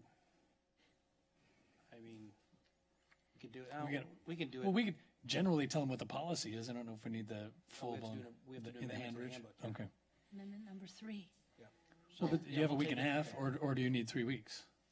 Because we have a middle May meeting, right? We have a second May meeting. Agenda setting on Thursday. Can you get it done by Thursday? This Thursday? Or Friday for the packet?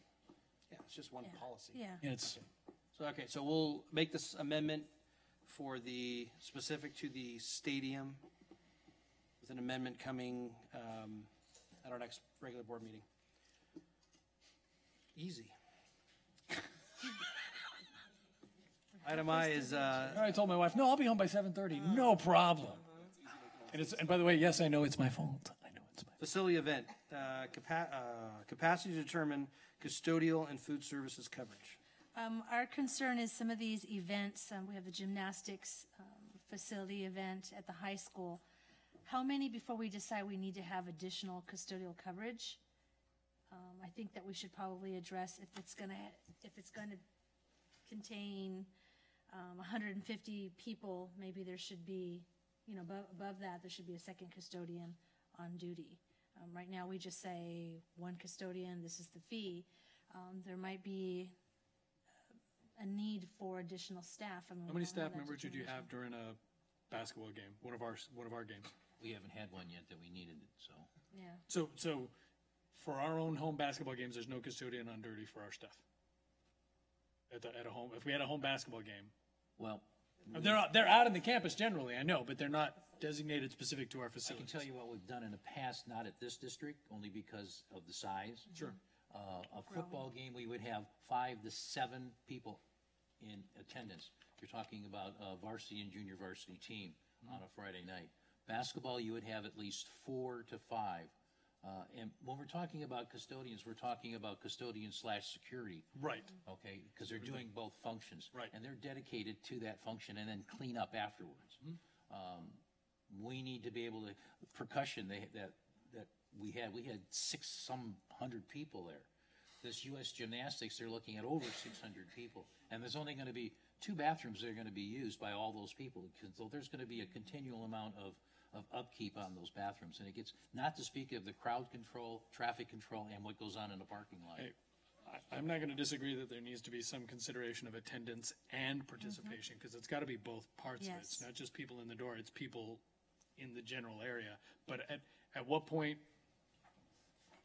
is our liability the issue as opposed to, just we're providing extra stuff for them? And again, let me go back to the flip side of that. If we're charging them for 6 custodians, They may not want to there's use no the one's going to facility. use the facility. Right. You're just not. And again, Just- I'm not saying that should be the I'm just determining trying to- factor. We need to make sure our facilities are taken care of, but I don't know that we really would need 6 on either. No. No, I'm not saying that much, but we don't have any provisions right now for anything. Sure. They come in, they're gonna come in with 800 people, they're gonna get 1 custodian. That's not fair to the custodian nor our facility. Okay, but you can't bring this up and ask, you're no, the no, no. experts. What do you recommend? Well, what I'm saying is we need to establish some type of way of gauging the amount of attendance that's gonna be there. If they anticipate 300 to 400 people, we need to say, 1 custodian is not gonna be enough. Okay, Okay. what is? I don't know, I'm asking. We're learning. I want you need to come, when you bring this forward, you need to come with some recommendations as to what you think the number should be. Well, I mean, is an escalator at 300 to 2, 500 to 3, so we can try to sit down and figure out what that all means? Because I don't disagree. I don't disagree, but No. I don't know what a custodian does or Right. how many you need to do their job to, so you gotta bring a little more information back before. What I'm bringing up is that we need to look at it, and I'll bring you back numbers and all that, but this is a learning, like, for instance, this event that's happening this weekend. We've taken it upon ourselves to put an extra custodian on site, even though they're not paying for it, because we know that that's overbearing on it. Okay. And some of the things, I mean, this isn't So can I ask, when do you make a decision to do that? At what level have you made the decision to add that extra custodian? well, like I said, after the last percussion instrument, we had 2 custodians working 6 hours apiece just to clean up. Okay, And- but have you changed that and made that recommendation since that event? Have we had an event where you've made the recommendation or decision to add someone? That's why he's bringing it now. So he hasn't, okay, We don't have any specific information as to. okay. That's all. So I guess you need to kind of go back. I know we don't have enough data to review, but I don't know. It came up when we had to do that, when we realized how much cleaning they had. So you It called is someone something that we specific need to for that address event, that's what you're talking about? You Yes. called someone in specific for that? When we saw how much needed to be done. So then the question for me is, do you feel that the 2 that were there were sufficient for the 600 people? Or would a third have been better? For which, the last one? Yes. 3 would have been better. Okay, so I think I can work with this. If we're looking at 600 people, 1 to 200, There is one other thing that's clouding things up here. course. It's things that happen on Saturday. We've gone with things saying that if we have a custodian on site, they don't have to pay for whatever the case is. We've lost track of the fact that the Saturday custodian that is at the high school, the main purpose and the reason for justifying that person there was to support school functions, not outside school functions. Because that other person also has a full table of things to do. And so far, what we've been doing is we've not been charging anyone for Saturdays at the high school because of the assumption that, well, there's somebody there. And that's an assumption that should not have been made, but it has been. that doesn't sound right to me. That is exactly why we did it. It was to try and reduce the costs. But I thought that was only to get, anyway. I thought it was only to open up the facilities for weekend usage, but we weren't actually opening the facilities for weekend usage, so it hasn't been a big deal. That's my recollection, and maybe I'm. No, it was to do just like we do on the weeknights. It was to make it equivalent to the weeknights. So on the weeknights, we don't charge, and the custodians just incur that. Oh, for the regular hours That's thing. just taking them away from hear their what you're normal saying. duties, we do charge. Right, but 600 people is going to take you away from your regular duties. Exactly. I mean, really, I think I'm going to have to say just about any event at the high school is going to take someone away from their regular duties, because it's not going to be, the whole point to that rule, as I remember it, was Mothers Club events, Boy Scouts and Girl Scouts. All they're doing is keeping a room unlocked. This is not, the high school event is not 10 or 12 people, because they're not reserving high school facilities at all And for I those think kinds that, of events. I think that's what we need to do is take a closer look at the events. I agree. Well, and I think you do need to take a look at the events because we're using a school event as an example. And we don't charge our own organizations. It was a school money event, yes. It was a school event. Absolutely. So we would have had to schedule extra people. I understand that because it was a huge event, but it's not something, it would be something that we would incur as a district because it's an activity of the district, and we just need to notify Jim, hey, it's a school activity, we just need extra people. And we need to make sure that we communicate that with Jim, and Jim communicates it with Alvina because it's going to incur overtime for our own organizations. Now, if it's an outside organization, for example, the gymnastics organization that's coming in next weekend, they're going to get charged for the 2 or 3 people that should be there, right? They should be. They should be. They should be. So, I mean, we can use the event as an example of how many people, but we need to be careful about when we talk about that event, the percussion event was our event. It was a fundraiser for us. It was, and it was something that we do. Yep. So just we want to clarify. Okay, thank you. We need to look at the tiers, I guess. If it's a tier 1 organization, it's different from a tier. We need to look at the tiers, and we need to look at if it's at the high school. I mean, I have to agree, we can't use the same rules that just because the facilities are open, because it's going to be on a different level. It's going to be a different volume. And if they're not happy with that, then you can rent a room at the elementary schools. That was the whole point to it. And again, perhaps I misunderstood that was the thought. My idea behind the custodian on Saturdays at the school was really just to try to provide public access to the track and other facilities outside, not necessarily classrooms or gymnasiums without charging them that additional time, that it was really just about that rule about not charging when we had someone on site was really related more to the elementary schools. Well, no, because the discussion was also surrounding, we have stuff going on at the high school every day. Right, but we have stuff going on at the high school every day, so it wasn't necessarily. We do charge other tiers, an extra custodian. And I think we should be looking Following at the high school, and if the there's more size than of the 50 or event. 100 people, we need to be looking at additional staff. And I think that the recommendation has come to us with numbers. Yeah, Right. I But think, right, you need to One just, per 200 people sounds good to me. Okay. does that sound appropriate? 3 for 600 people. I know I'm not good at math. But No, that works. Yeah. 1 to 200. Only your calculator's better, that's it. Software-wise, we're okay, it can do all that? Okay, thank you. That's a question on the software.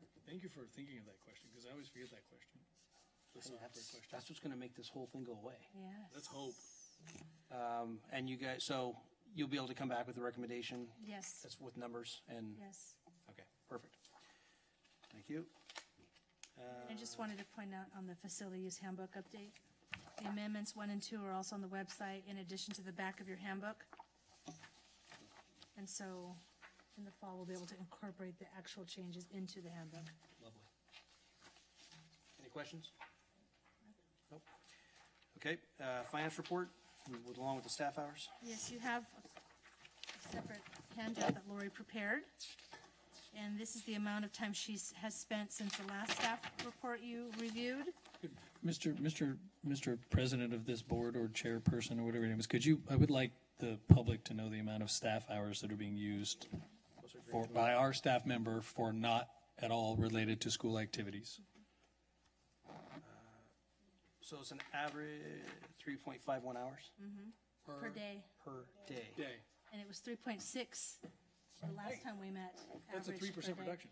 And that's actually a reduction from what she had to spend at the beginning. Uh-oh. Lori. No, here she comes.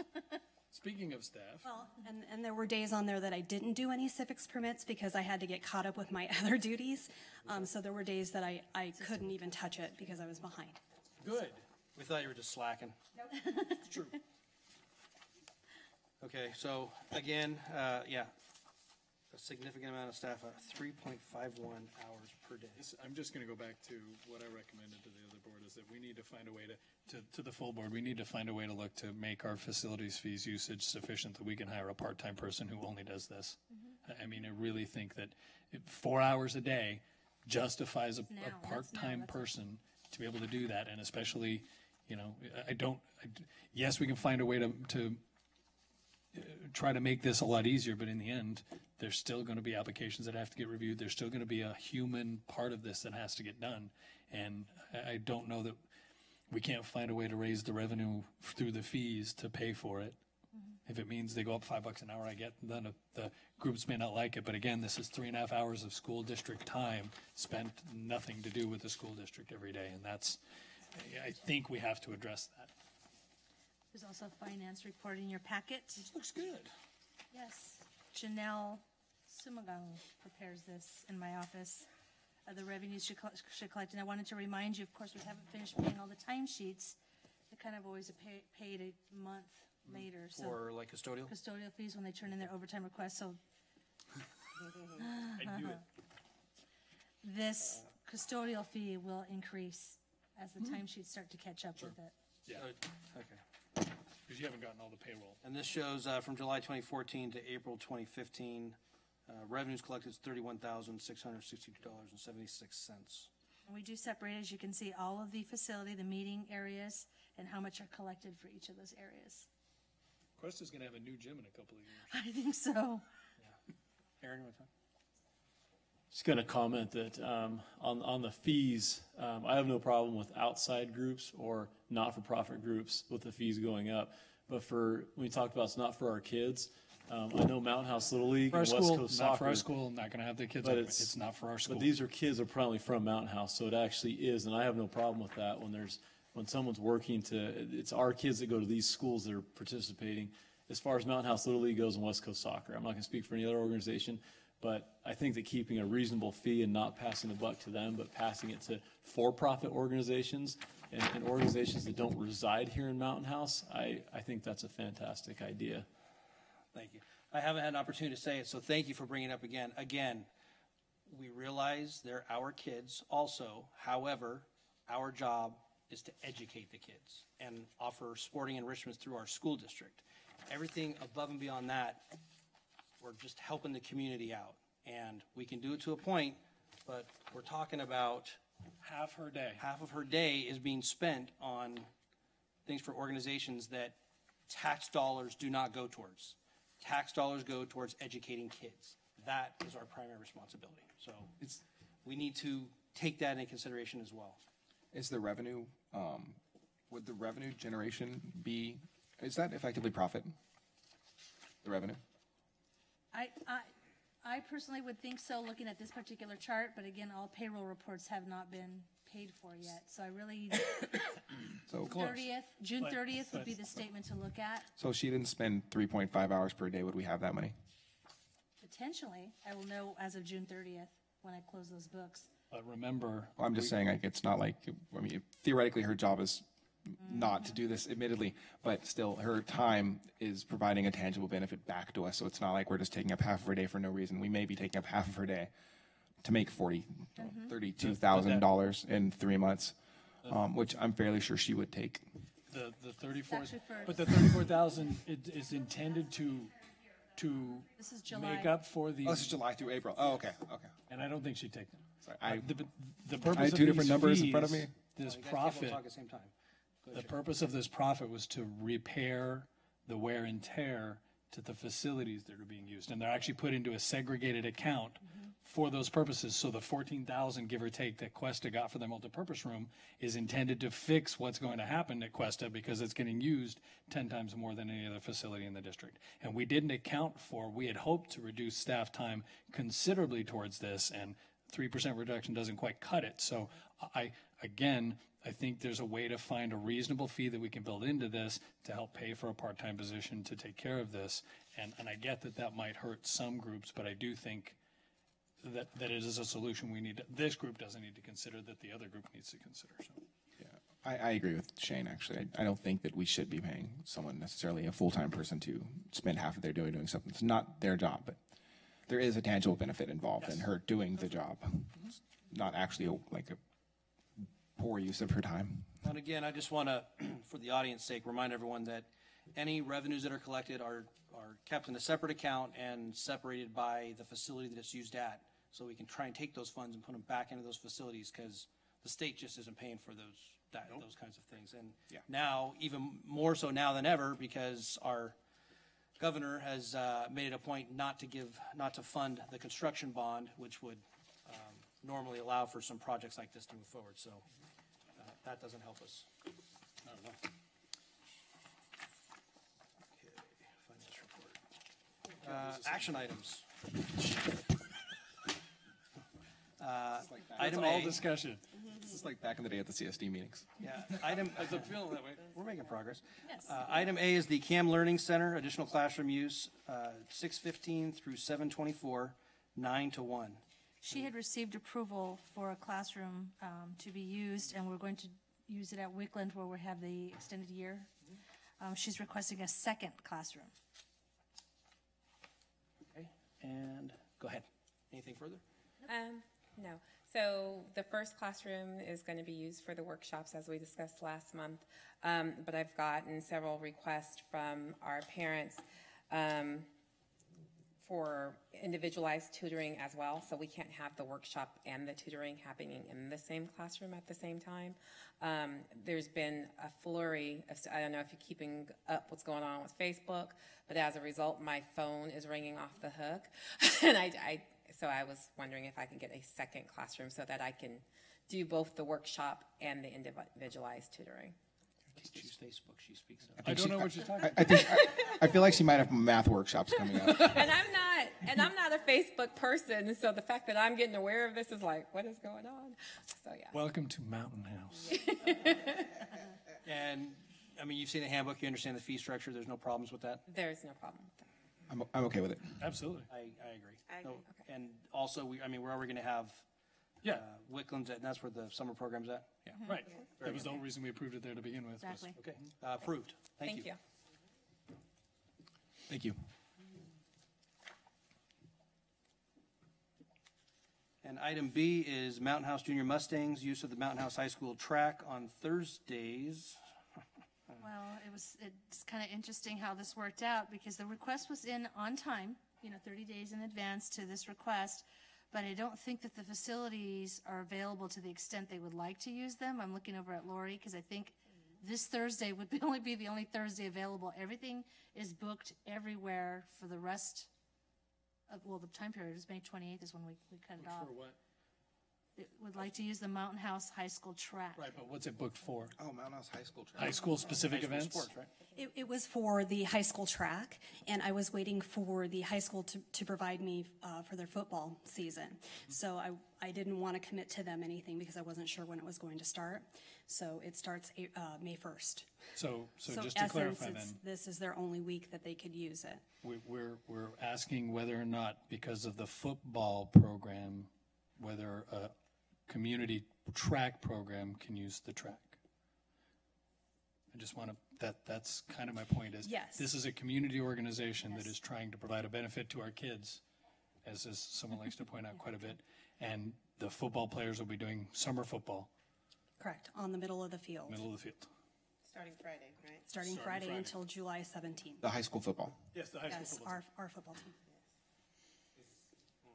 Yes. I just wanted to know, because we selected Thursday, because we typically run our practice Tuesday, Wednesday, Thursday, and we wanted to use the last day to use the lines and everything else to prepare for our meets, our weekend meets. And with Altamont not having any lines, it's just our kids are going in there blind, basically. So if not Thursday, what other days are available? If you're saying Monday all the way through Friday, we can make adjustments to our practice. We just wanted access at least an hour or two at the high school to be able to utilize the track. And weekends are out of the question? That's when we do our meets. And we're moving towards championships. So we just want to be able to prepare our kids. So which lines? The start-finish lines, the staggered start lines, all Yeah. of that kind of stuff. They don't have. So there's Why don't they- transitions for relays, where there's actual transition lines where our kids, we're literally having to put like tape down and then measure the entire track ahead of, but because it's down to, not even the second, but even those milliseconds between that, we're not capturing the accurate times that we need to. And, but on top of that, it was just, we were just kind of working around what the current schedule we understood was, they had a schedule down up until 6 o'clock. So we were ready to pay extra for lights or anything else just to get the lights up. Our parents are willing to, bring out these little kids even later if we have to work around it. We just wanted to work with something. Not only that, but it just limits our kids just to run the 100 or the 50 or the 400. When these kids, it's track and field, so they want to be able to do long jump, to able to. What time is football over? Do we know? 8:30. That's kind of late. And I'm assuming that's too late? That's, Yeah, we got little ones. our kids I had to fall ask. apart, right? I'm trying to be thorough. I mean, we had initially selected Thursday because that prepares us for our weekend meet. If we could get at least one day throughout the week, I mean, Lavinia, for an hour or two, I mean. We just, we're scrambling at this point where we're just kind of like, well, if we can even get half an hour to just run everybody through. The only thing is we have 65 kids and attention levels from kinder all the way up to, and then because there's relay teams, there's only 4 to relay. So you got to run through all that first. It's Not only that, we also put the request in well in advance. So, beginning of. and our season is towards the end, and we're getting our kids prepared for Junior Olympics. So there's a couple things that we're requesting, not just wanting to come with, complaints or, trying to issues. We definitely want to work with all of you here to see what we can do based on your schedules. We understand that. But then even forward thinking, because we had to close our registration for this year, just because even though we had the number of qualified coaches and cleared with background checks and everything else too, we didn't have the facilities to get enough. So we actually had double the amount of registration for our kids. And now we're actually having to tell them to go to other schools outside of Mountain House to get we just don't have the capacity to do it. And so we're just kind of requesting if we can, even, for next year, if we can get our books earlier in or whatever for our schedules, so we can tell our community that we want to grow our community internally versus kind of outsourcing. Well, based on the discussion today, Yeah. I don't think you can count on the high school being Yeah, I a know. facility for your use. Yeah, and then that's, it was eye-opening for us to hear that maybe we do have to start looking, and that's okay, we're growing, we get that, but. Is there anything that we can do to make the Altamont track, you're talking about having lines, is that something that we could potentially look at doing, is having the lines put on that do track? that, but, and it goes back to the bathrooms too, because and we have parents who are very verbal about this too. We're telling our kids to go full speed, and they're still getting their formation and their technique down. So we're having more injuries, and then before bathrooms was even open, then we're telling them, well, you got to go home because we don't have bathrooms to help clean. Not only that, and so. But it limits our program. Basically, it would just be track, not field. Yeah, they don't have any discus shot I put. understand, we're not, and So the short-term solution, I get it, is mark the field, and we've even come out 2 hours before, and we also work during We'll the day. put So. tape and. But we'll tape what you're.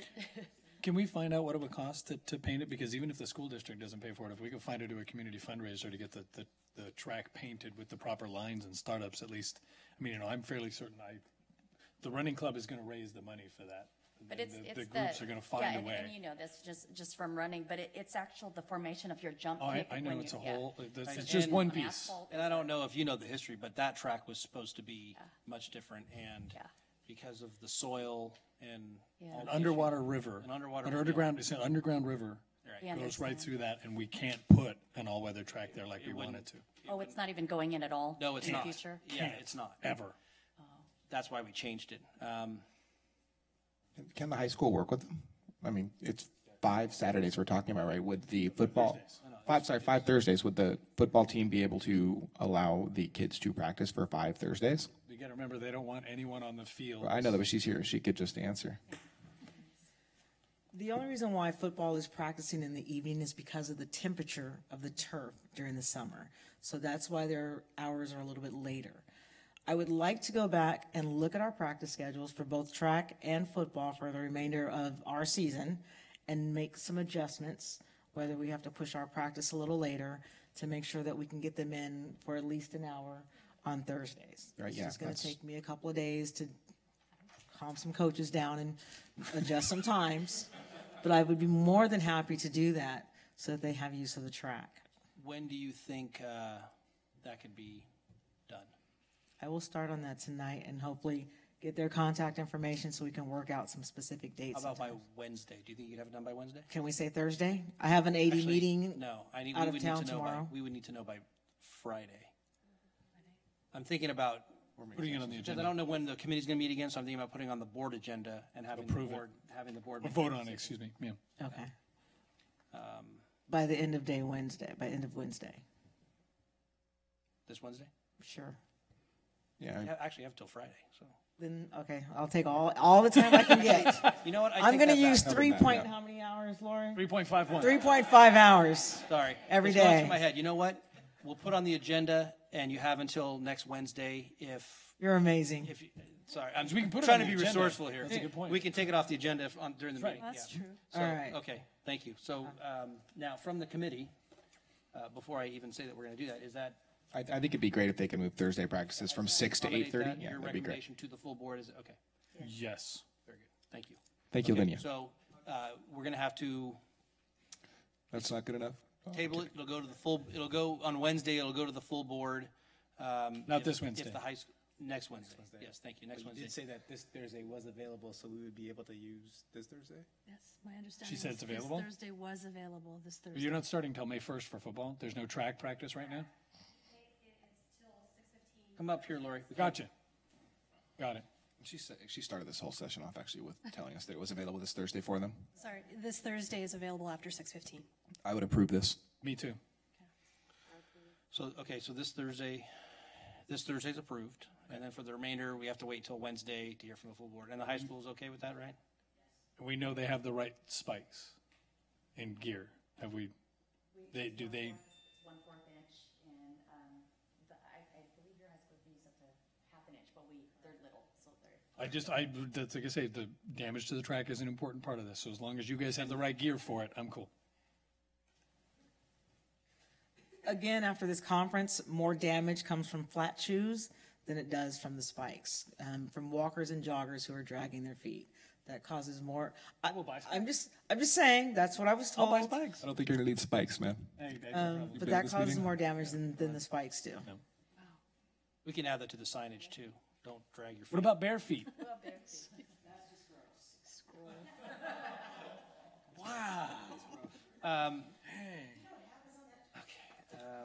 Apparently nothing. Exactly right. You can eat on Oh, that. and There's not gum. or just Gatorade. for you, for the Mountain House Junior Mustangs, just keep in mind that you're pretty much the first organization ever to use this track, so just keep that in mind. No, go burn it up and set some records and send some kids to Junior Olympics. That's what I want to see. No bikes. So, just for clarification, this Thursday is approved. Everything else is going to go before the full board on Wednesday, so we need to make sure that that's an agenda item either way. Wednesday the 5th. Just to clear, when we say the track, we can use the sand pits too for the long jump and, yeah. The field stuff, okay. Okay, thank you. Information discussion, Wickland, Bethany, Cuesta, Lammersville Elementary field repairs. I brought this up at the last board meeting, but I thought I should announce it here too. The Wickland fields are complete, but for the Bethany, Quest, and Lammersville, we just decided to get the irrigation repairs and not do the seeding due to the drought issues. We'll address that later. Item B, Can I add any something to questions, that? please? First, Wickland looks amazing Yes. by comparison. It's So, great. so fantastic job and kudos to whoever, because it looks amazing. And I know Altamont's not on here, but I'm curious if we could, you know what, actually, I'm gonna I'll bring this up for board stuff instead of here. Can I say one thing? And the Wickland Gophers have showed up at Mountain House High School. So They're on our list. Oh, my gosh. So they just moved. That's it. Yeah, no, we're gonna go get Bill Murray. Just- Okay, item B is the Mountain House High School baseball, softball fields, and soccer fields gate. Oh, this was a discussion from last time, right? Yeah, this was a request to put in a gate to keep the outside individuals from coming into those particular fields. And there's an expense of $2,200, $21.80. $21.80. Would you like me to comment on that? Sure. The reason for the request for the gates was twofold. Number one, as it is right now, the fields at the high school are totally open to the public, which means while the high school students are practicing or doing PE, anybody can walk in on them. It's a different thing. And then secondarily is there's a lot of expensive equipment out on those fields, and this gives us another level of security so people just can't come in and try to help themselves. So those are the two reasons for the gates. Sure. Sometimes our field is used as a dog park, so it's a little harder to take your dogs in if there are gates that close it off. I would hate to see us, I mean, God, that is the best baseball field that we have. It's the only true baseball field that we have, and I would hate to see weekend access to all of it completely cut off. That's all I'm saying. The dogs, I get. I've walked by there. I go running by there all the time and see dogs out there all the time, but I think there's got to be a better answer than just not letting anyone on it at all over the weekends. School hours, 100% agree. We need to have something to limit the access during school hours and make sure people can't get on and off of that. I'm actually surprised there's not something there to close that little S-curve, but That was the main reason. During school hours, we need some place to secure. on weekends, I'm in a different place. And that's, again, I'm maybe in the minority, but I'm in a different place. It's the only true softball field that we have. And they're grass. I'll beg to differ. I don't know of, especially a varsity baseball field and the amount of money that it costs to upkeep a varsity baseball field. I have never been at a high school where the varsity field is open for public use. And I don't know, that may be true. I honestly don't know. It's, in fact, like an Amador, it's its own field and it has its own fence inside the school fence to keep people off of it. It's a real field, and it has a real outfield fence, and High maintenance. it's all, we have locks on all of it it's very high maintenance. That clay is expensive. The infield takes a lot to take care of. So, yeah, it's expensive to take care of it if you just open it for public use on the weekends. Even our JV fields at Amador have a sign on it. You know, when I was in Pleasanton, had a sign on it that says, not for public use by reservation only. So.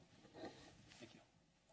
And that's kind of, my thing is, if we're not even going to rent these facilities out, why on earth would we let people use them for free? But the we're not renting them out thing was supposed to end at the end of the school year, which is in 6 weeks. Right. So that's, that's my only point I is guess starting in my 6 thing- weeks is my thing supposed to be is- some. I don't disagree. I am not thinking of a single place where a baseball field, you would have access to it. I don't know about the softball fields, but you're probably right about that too. I can't think of one. But in the meantime, there's a giant soccer field. It's a big grass field right between the two of them. Now, maybe we just decide the whole thing's off limits. And if that's the case, that's the case. But then I would point out that we're basically telling the public the high school is not at all public. We're already going to restrict the track. We're going to restrict the football field. We're going to restrict the baseball fields. We're going to restrict the soccer field. There is no public use of any of the fields at the high school for non-registered, non-permitted activities. That's all. That's just my perspective. And I'm not saying it's wrong. I think my feeling is the high school is different because they have to be in good repair for the students to play. I mean, there's a lot invested. Kids' college careers hinge on. I will say my daughter turned her ankle and bruised her knee on the Wickland field when she was doing soccer too. So I mean, it's not there's all of the fields. You could say that about all of the kids. They need to be in generally good repair. I just happen I recognize the expenses. It's night and day. It's completely night and day with regards to the baseball and softball fields. That's my only point is if we put a gate up there and say no access to that, that's what we've done. We've taken the high school and say there is no public access for the most part without a permitted activity. And if that's what we're going to do, that's what we're going to do. Yeah, I think it's a different animal. I think that it's, I think we need to protect that. It's so valuable and so expensive, and, a lot hinges on that. I agree with Matt. Like I said, I'm not necessarily in disagreement. All of it, the high school, the track, the track too. The more and more I think about it, we got to protect it. And tax dollars that people pay for their students for education and our programs has funded that, and it needs to be in good repair for that.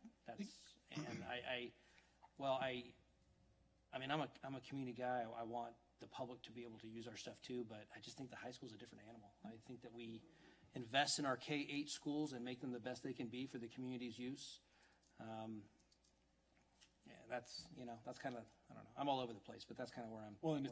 Like I said, it's not like there's a wrong. Yeah, I know. And We could just look into ways to do like supervised public use of stuff like the high school track, for example, anywhere we arrange periods of time on Saturdays or whatever where the public can come out and run on the tracks like that. I'm sure there's stuff we could work out. I think maybe just generalized public access to the high schools.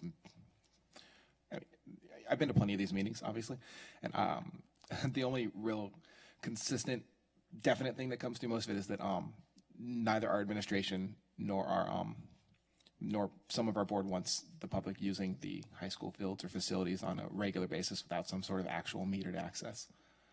It's been steady throughout every single of these meetings, including before there was a committee with public members on it.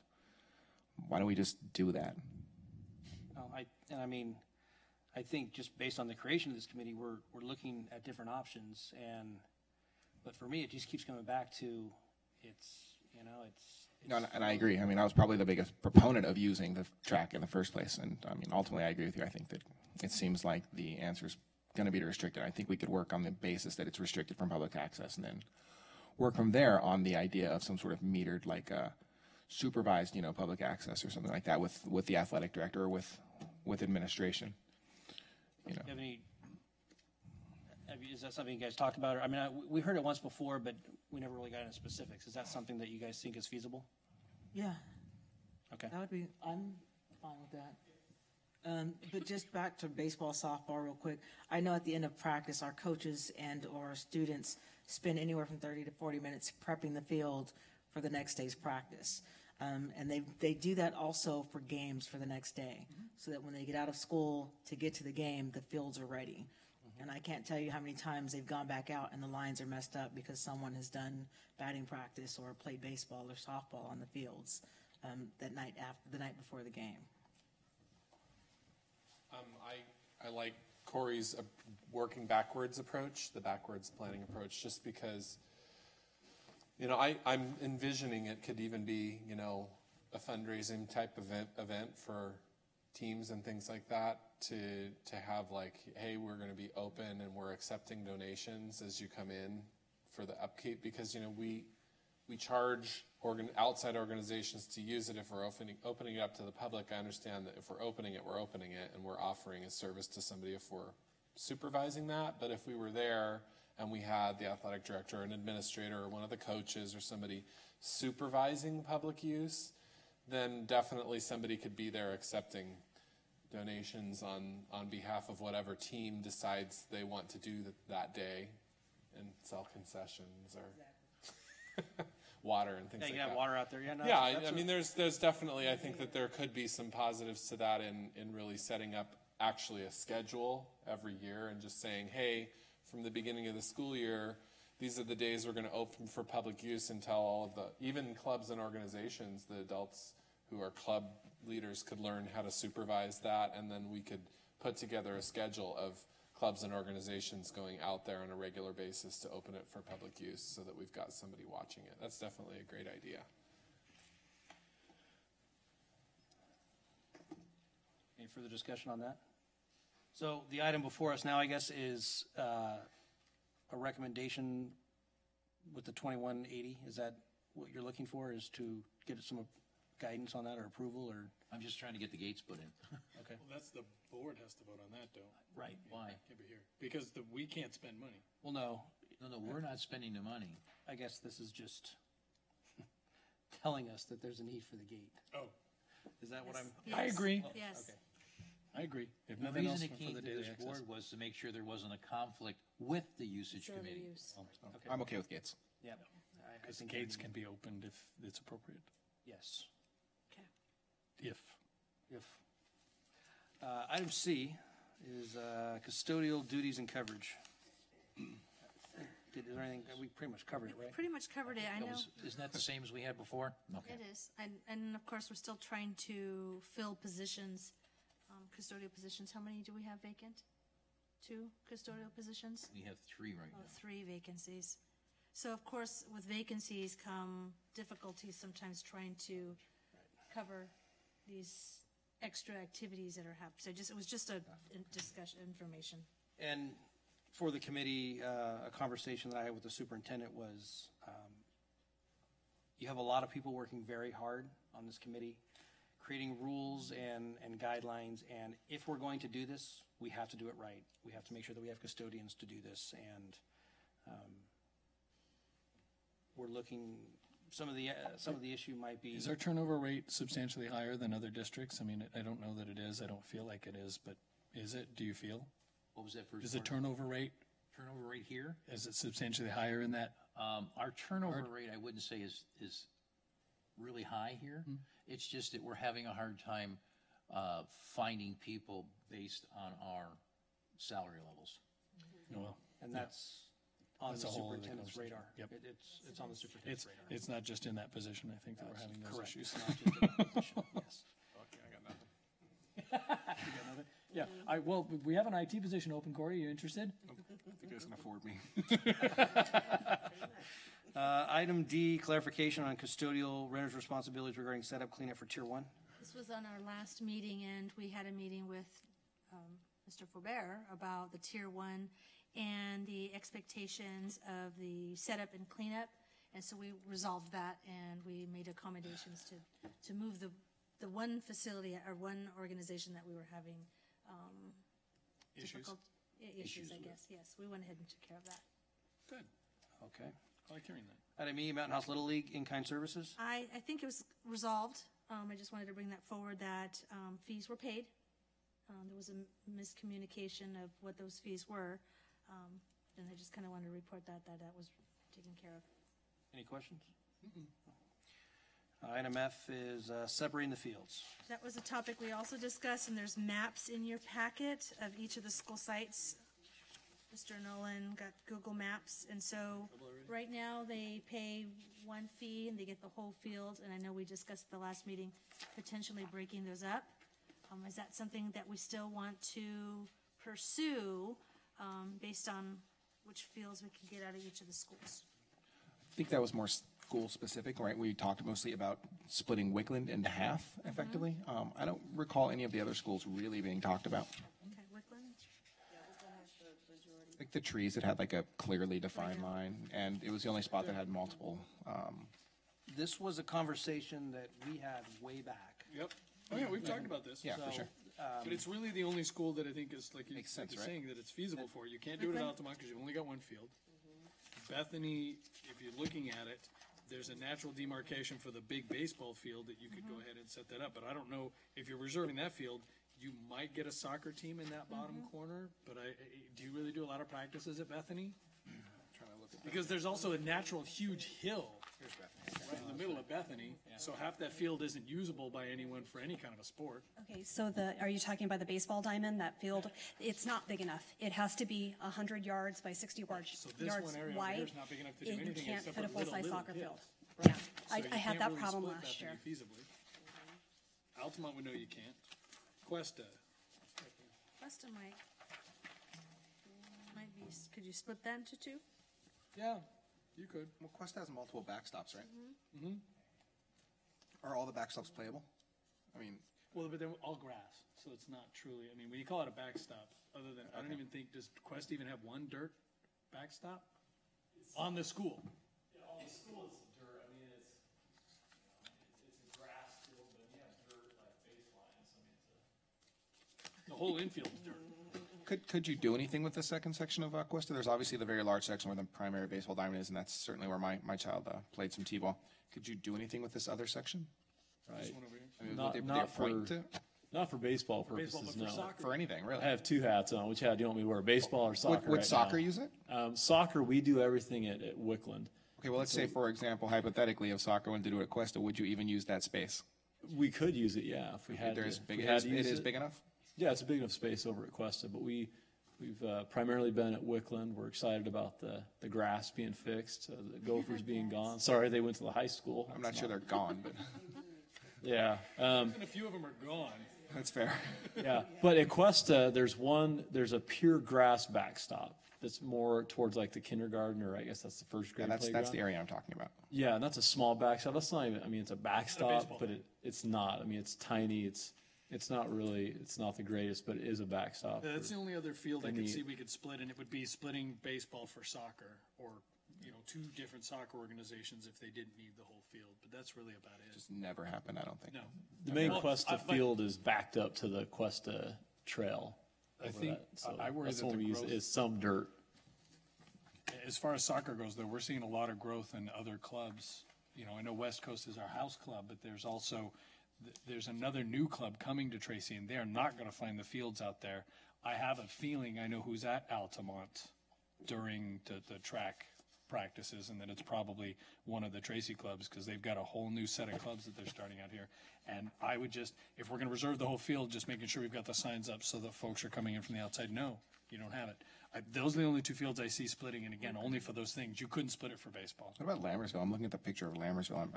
I've never been in the Lammersville school, but there's a picture of it. So what is the space on the right? Yes, I've literally never been there. I'm sorry. Is that what they set up for cricket? No, cricket's on the left in the picture. Just we're like looking getting at. our steps for the day in, Right. So at Lammersville, there's an upper and a lower field. One field is all the way grass, and then the other one has a small baseball diamond. It's in fairly okay shape on either side. It looks like we could split Lammersville up pretty easily. I mean, I'm not sure we need to Because split it's Lammersville segregated up, by but the- But do we even get a whole lot of requests for use I of only have one Lammersville? request, and they're, So, I mean, it's just because no one requests it doesn't mean we shouldn't do it. Right, I mean, that's true. That's the thing, as fields become a Right. commodity, that's gonna. That's true. It's got a pretty clear demarcation. This looks like basketball courts, maybe? Yeah, it is. And then a line going down the middle, so it looks like something on the right and then something on the left. I could see splitting those up. Yep. And Wickland, obviously, which started the whole conversation. Is it still going to be $1 per separation? That's per hour? that's another conversation for another day. Well, and I think the idea was to come back to us with a recommendation, say, okay, if we split these fields, this is the number we're looking at. But I don't think the intent was to look to make it exponentially more expensive for everyone. It was really just to try to find a way where if you're only using half the field, Sure, absolutely. why not make that available to some other group to be able to use and not necessarily take in twice the revenue, just to make it more accessible to everybody, so. Well, we thought $1 per backstop was fantastic. That's what we this talked year. about. So, Well, and yeah, the other thing I would hate to see is, because you guys are only using part of the field and another organization comes out and starts using it and they're not paying any fees, that's a problem. well, yeah, I mean, there's teams, I couldn't see the name, but there's a baseball team out at Altamont School Field, which I don't even know if that's being, Nope. you can't even, okay. So, I mean, Mountain they're Sheriff not Drive. Mountain House Little League, just so you know. They're not with us. And so, but it seems like that seems to be a more reoccurring problem we're having is all sorts of organizations coming out and using facilities, but just, I always want to make sure it's not us. We come here and take our licks. Thank you. Now, just to confirm that we do have security in the custodian's title, right? We do. It is custodian and their security? Yes, we have that added. Can we make sure that we add, they need to start checking permits if they're working and there's organizations out there? You'd be able to report to the custodian, hey, they're not supposed to be here. We don't want to put it. Yeah, but we don't want the custodian going out and saying, do you have your permit either? I mean, it's a function of, I think, if you see the custodian, someone's fighting you over your field, the custodian would be there to be able to. Sure, I mean, they're going to call us and say, hey, can you verify this group? Or, if it's the policy to have a permit, each coach has their permit when we give out binders and things at the beginning of the year, like, hey, here's your permit, because your time slot's at this time. So if you may be approached by a janitor or a school administrator, if you don't have this paper, then they can kick you off. Is that what you're asking me? That is the policy. You're supposed to have your permit with you, yeah. Yes, it's in the policy, you should have it with you. Well, we always do have our permits. Yeah, so, yes, I'm, and let me know if the committee disagrees, but I think that we should, Just do a spot check. I think the custodians should, if they see an organization out there, I mean, they'll recognize them after a Until it's while. an organization versus public. Oh, you can so tell. Children coming in to. You can always tell, because there's 2 or 3 kids. If there's 12 kids, it's usually not just a pickup Looks thing. organized. Yeah. Do you think Well, that's like you said. appropriate, or is that something that your folks could do? As long as it doesn't take them away from their job. What we have been finding, though, is there's groups of teenage people that are crowding in the fields, and they're being very, shall I say, reluctant when asked to leave, to the point where they're getting kind of All the actually vulgar. Call the sheriff. And at that time, I tell my custodians, call the sheriff. Yep. Walk away and call the sheriff. All right, That's it. That's appropriate. Yep.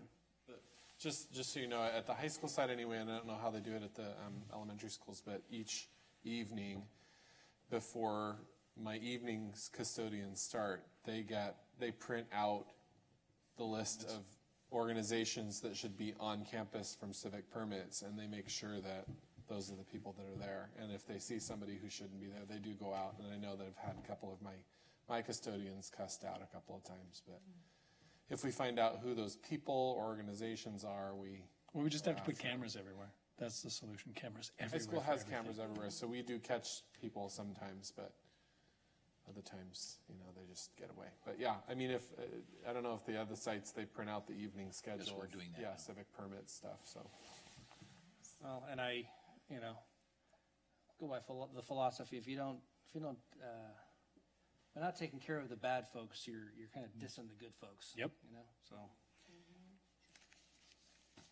Okay, so I guess we will bring this back for another conversation. I don't think that we're in a position right now, is what it sounds like. Am I hearing Well, you? but I think we needed to with the recommendation of what would we do with regards to the fees as it comes to that? Because if we're charging $5 for the whole field and we split it in half, so we're talking $2.50 an hour for the fields, just to keep everything revenue neutral, and can we find a good demarcation that makes some sense? That would end up getting used too. I mean, that's the flip side to it. Go to the sports groups and say, I think it would be something where we'd want to take them out to say, here's the field, this is what we're looking at, does this make sense? Because I'm not that spatially aware. From the map, it doesn't help me as much as standing out there and saying, this is the line I'm drawing, here's field 1, here's field 2, does this make sense? And I don't know if that would help the other groups, but it would help me to understand it. So if you can show me. I'm not sure I'd recommend reducing the cost on the Wicklands field. If we split them in 2, it's just going to add like a whole new class of field, which will have to be tracked inside of the application. You would have Wickland Field A and Wickland Field B, which is suddenly half the price of every other school's field. Well, but we're splitting 3 schools. They would also be split in half. And we should just, ideally we would have one cost for all fields. I agree. That's a good point. Right? Whether it be $2.50 or $5 is, that's a discussion, but ultimately I would prefer to not have different costs just because we cut something in half. Yes, I agree with that, just because you're getting way more bang for your buck if you go to Wickland. If it was, if right now you get the whole thing for the same cost as you would to go to a different school. So yeah, I agree with what you're saying. Any comment from the public? It's still less money Never than you mind. thought. I It's know still what less you're money gonna than you say. thought it was, Aaron. It's fine. So the recommendation is to, You want to separate That's Wickland? Wickland and Lambersville? And Cuesta, right? There was that line. There was clearly a line at Quest. I'm just not sure if it's worthwhile to split it, 'cause I'm not sure if anyone's.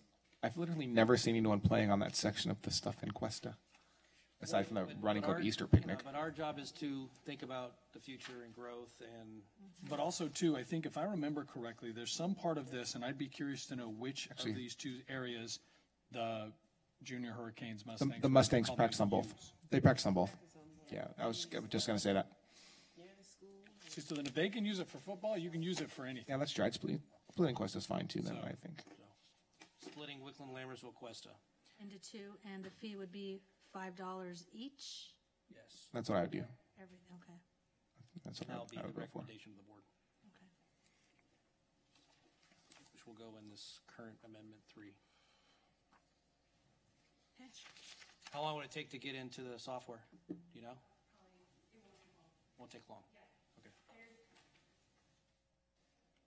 You're good. Just get her a portable Okay. Just in the back.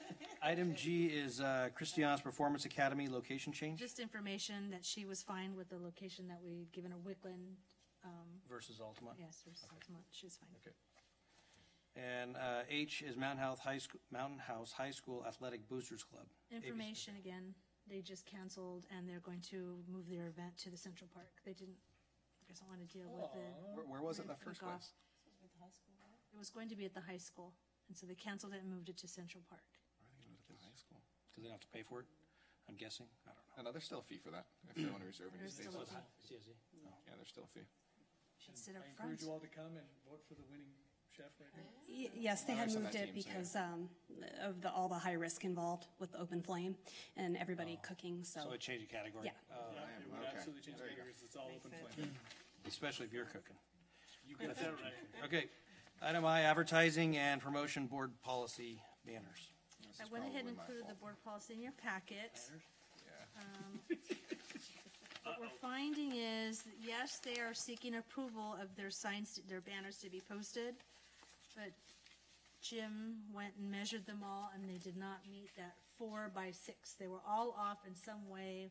They looked professional, but I'm sure a lot of these banners were made prior to the board policy being approved, August of 2014. So I was going to maybe recommend a minimum and a maximum size versus I always thought the having 4 to by be 6 4 was by 6. maximum. Apparently not. They have to be 4 by 6 right now? It actually says shall be Oh, 4 by 6. That's seems what like it something I says. should Shall know. be, and so, It says shall. Have you watched the board meetings? No, I don't. They're so long. No, they're not bad. That compared. Okay.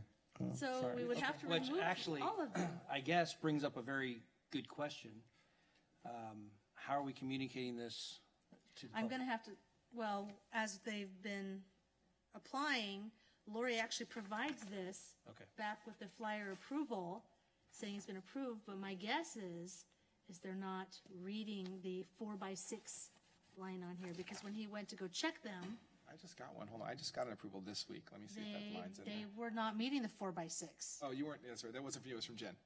Lori's always been very helpful with that, with the attachments and showing, you know, the sizes and the grommets and, I mean, just all of the details. By the time they do all the binding and whatever they do on them, they're not 4 by 6. I feel like doing a hard line So of we 4 either by have to 6. remove every single one of them Why? because they're not meeting that exactly 4 by Why 6. can't they just be a maximum? That is. Because As long as it looks because this is the professional board and reasonable. policy. I know, but why can't we change? Because we wrote it wrong. But yeah, no, we're talking about changing That's other what I'm board saying. policies tonight. Let's just Our go opinion, for broke. in your opinion, that's wrong. It does state in that board policy that they can get special approval from the superintendent or designee if they need it to be larger, but it's the ones that are smaller. And I have a few of those, and they've been using them for 10 years, and they couldn't hang them because they didn't meet the 4 by 6 finished size. Tell me, I get new ones every 2 months. And sometimes after they'll send me the spec and they'll write 4 by 6, and then we find out that they're hanging banners that aren't the size that was already approved, so then we have to take them down. I think, personal opinion, we're going a little beyond reason to say only 4 by 6. No, exactly. If they're professional, they're in good condition, they're grommeted, they're attached and affixed properly, that's really, I think, what we should be looking at and setting a maximum size. Because that was, we were talking about at some point, 4 by 6, you're covering up too much space, you're going above the height of the fences in certain areas, or at the high school blocking views and stuff like that. I don't think they need to be uniform. I mean, if it's just I will say this, our Boosters Club is violating this, I'm pretty sure, because I don't believe their sign is 4 by 6. That's exactly why I'm bringing this to your attention. So I think that should be a maximum, personal opinion. Or that should be the recommendation of the board, because we can't technically change Right. this.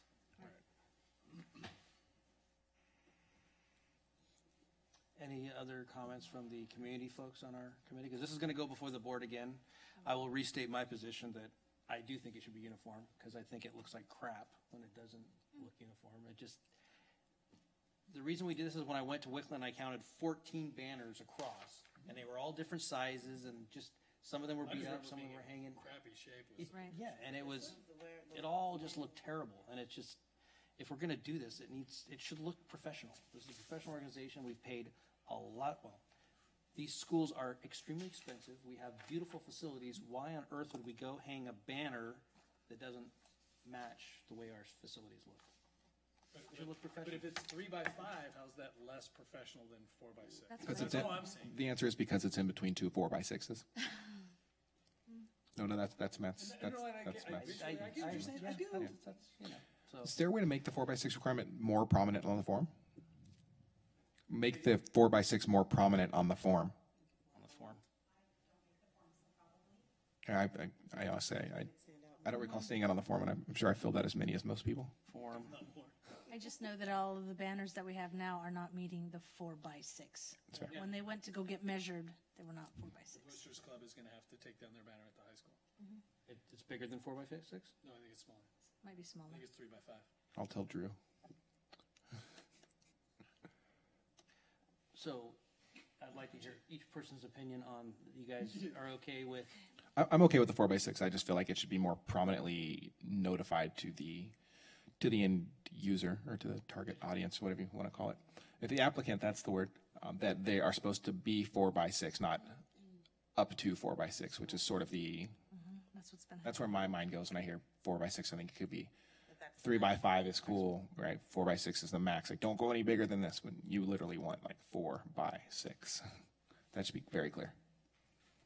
I agree. I'm okay with it being 4 by 6. Okay, well, so. It does look nicer. I totally agree with you there. Okay, so, in that case, any public comment? Okay. We might want to, what about a policy too, to remove them if they start to get ripped or afraid? There is a policy. And that actually should be. Apparently I don't read the Say back that either. will be removed? Banners are subject to being removed if they become damaged. Has anyone ever removed one? Why? I know he has. Of course. Obviously, Ben has. The high school? Yes. Thank you. Appreciate that. Thank you. Okay, so, I don't know how to wiggle, but I'm going to look now. it's not a policy change, so I guess our direction to staff would be whoever operates the form to modify the form and make it more prevalent that Okay. must be, shall be, what's the word, language? Shall be. Shall be I'm not 4 an by attorney, 6. but I happen to know shall is an important word. Shall It means is. will. Okay. So yes, if we can make sure that the people that are applying I'm are, also not good at math. And 4 by 6 finished. Finished. There's different terminology when you're dealing with that stuff. well, if Oh, but that's the not on case, the policy, though. should we change the policy to say finished? What? Oh, finished? 4 by 6, finished. Does that mean something when you're getting a sign made? Yes. I've never had a sign made. Some signs will be a couple inches off one or the other, and they'll still constitute that saying, that's a 4 by 6. But it's not really a 4 by 6. Unless you use the term finished, that means it has to be exactly 4 by 6 when it's done. My recommendation would be to modify the board policy to say 4 by 6 finished. We know someone. Yeah, we know someone who does these. So we'd be I'm curious going know. to have them We're gonna bring it back to the board. We'll ask that this board policy be brought to change, the recommendation from the committee is Finished modify 4 it by to say 6. 4 by 6 finished and Can you get something and to me by modify Wednesday next week? all associated forms. Okay. If there's a finished versus, I'm curious.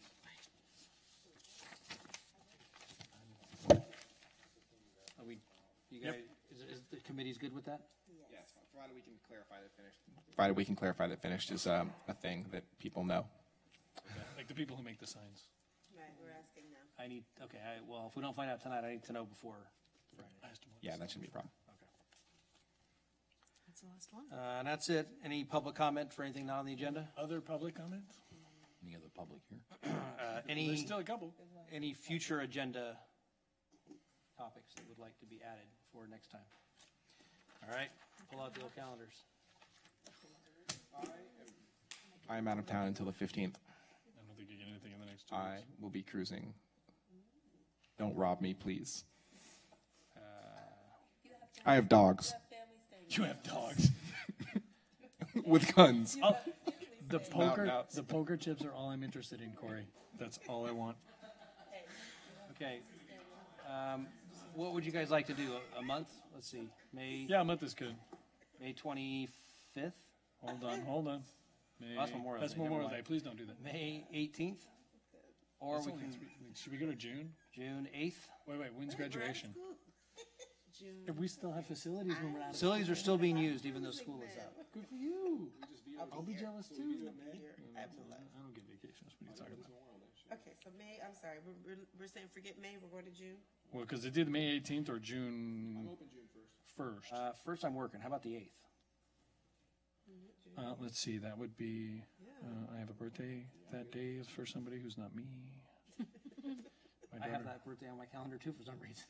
Oh, wow. That's good. Okay. I'm good. Yeah, I can do that. June 8th, 6:30 here. Mondays are always Next meeting, June 8th, here, 6:30 p.m. That being said, we will adjourn at way too late. 9:05. Wow, that was a long one. Way too late. And I know it's my fault. I fully accept Had that. longer. Only barely though. Yes, we did.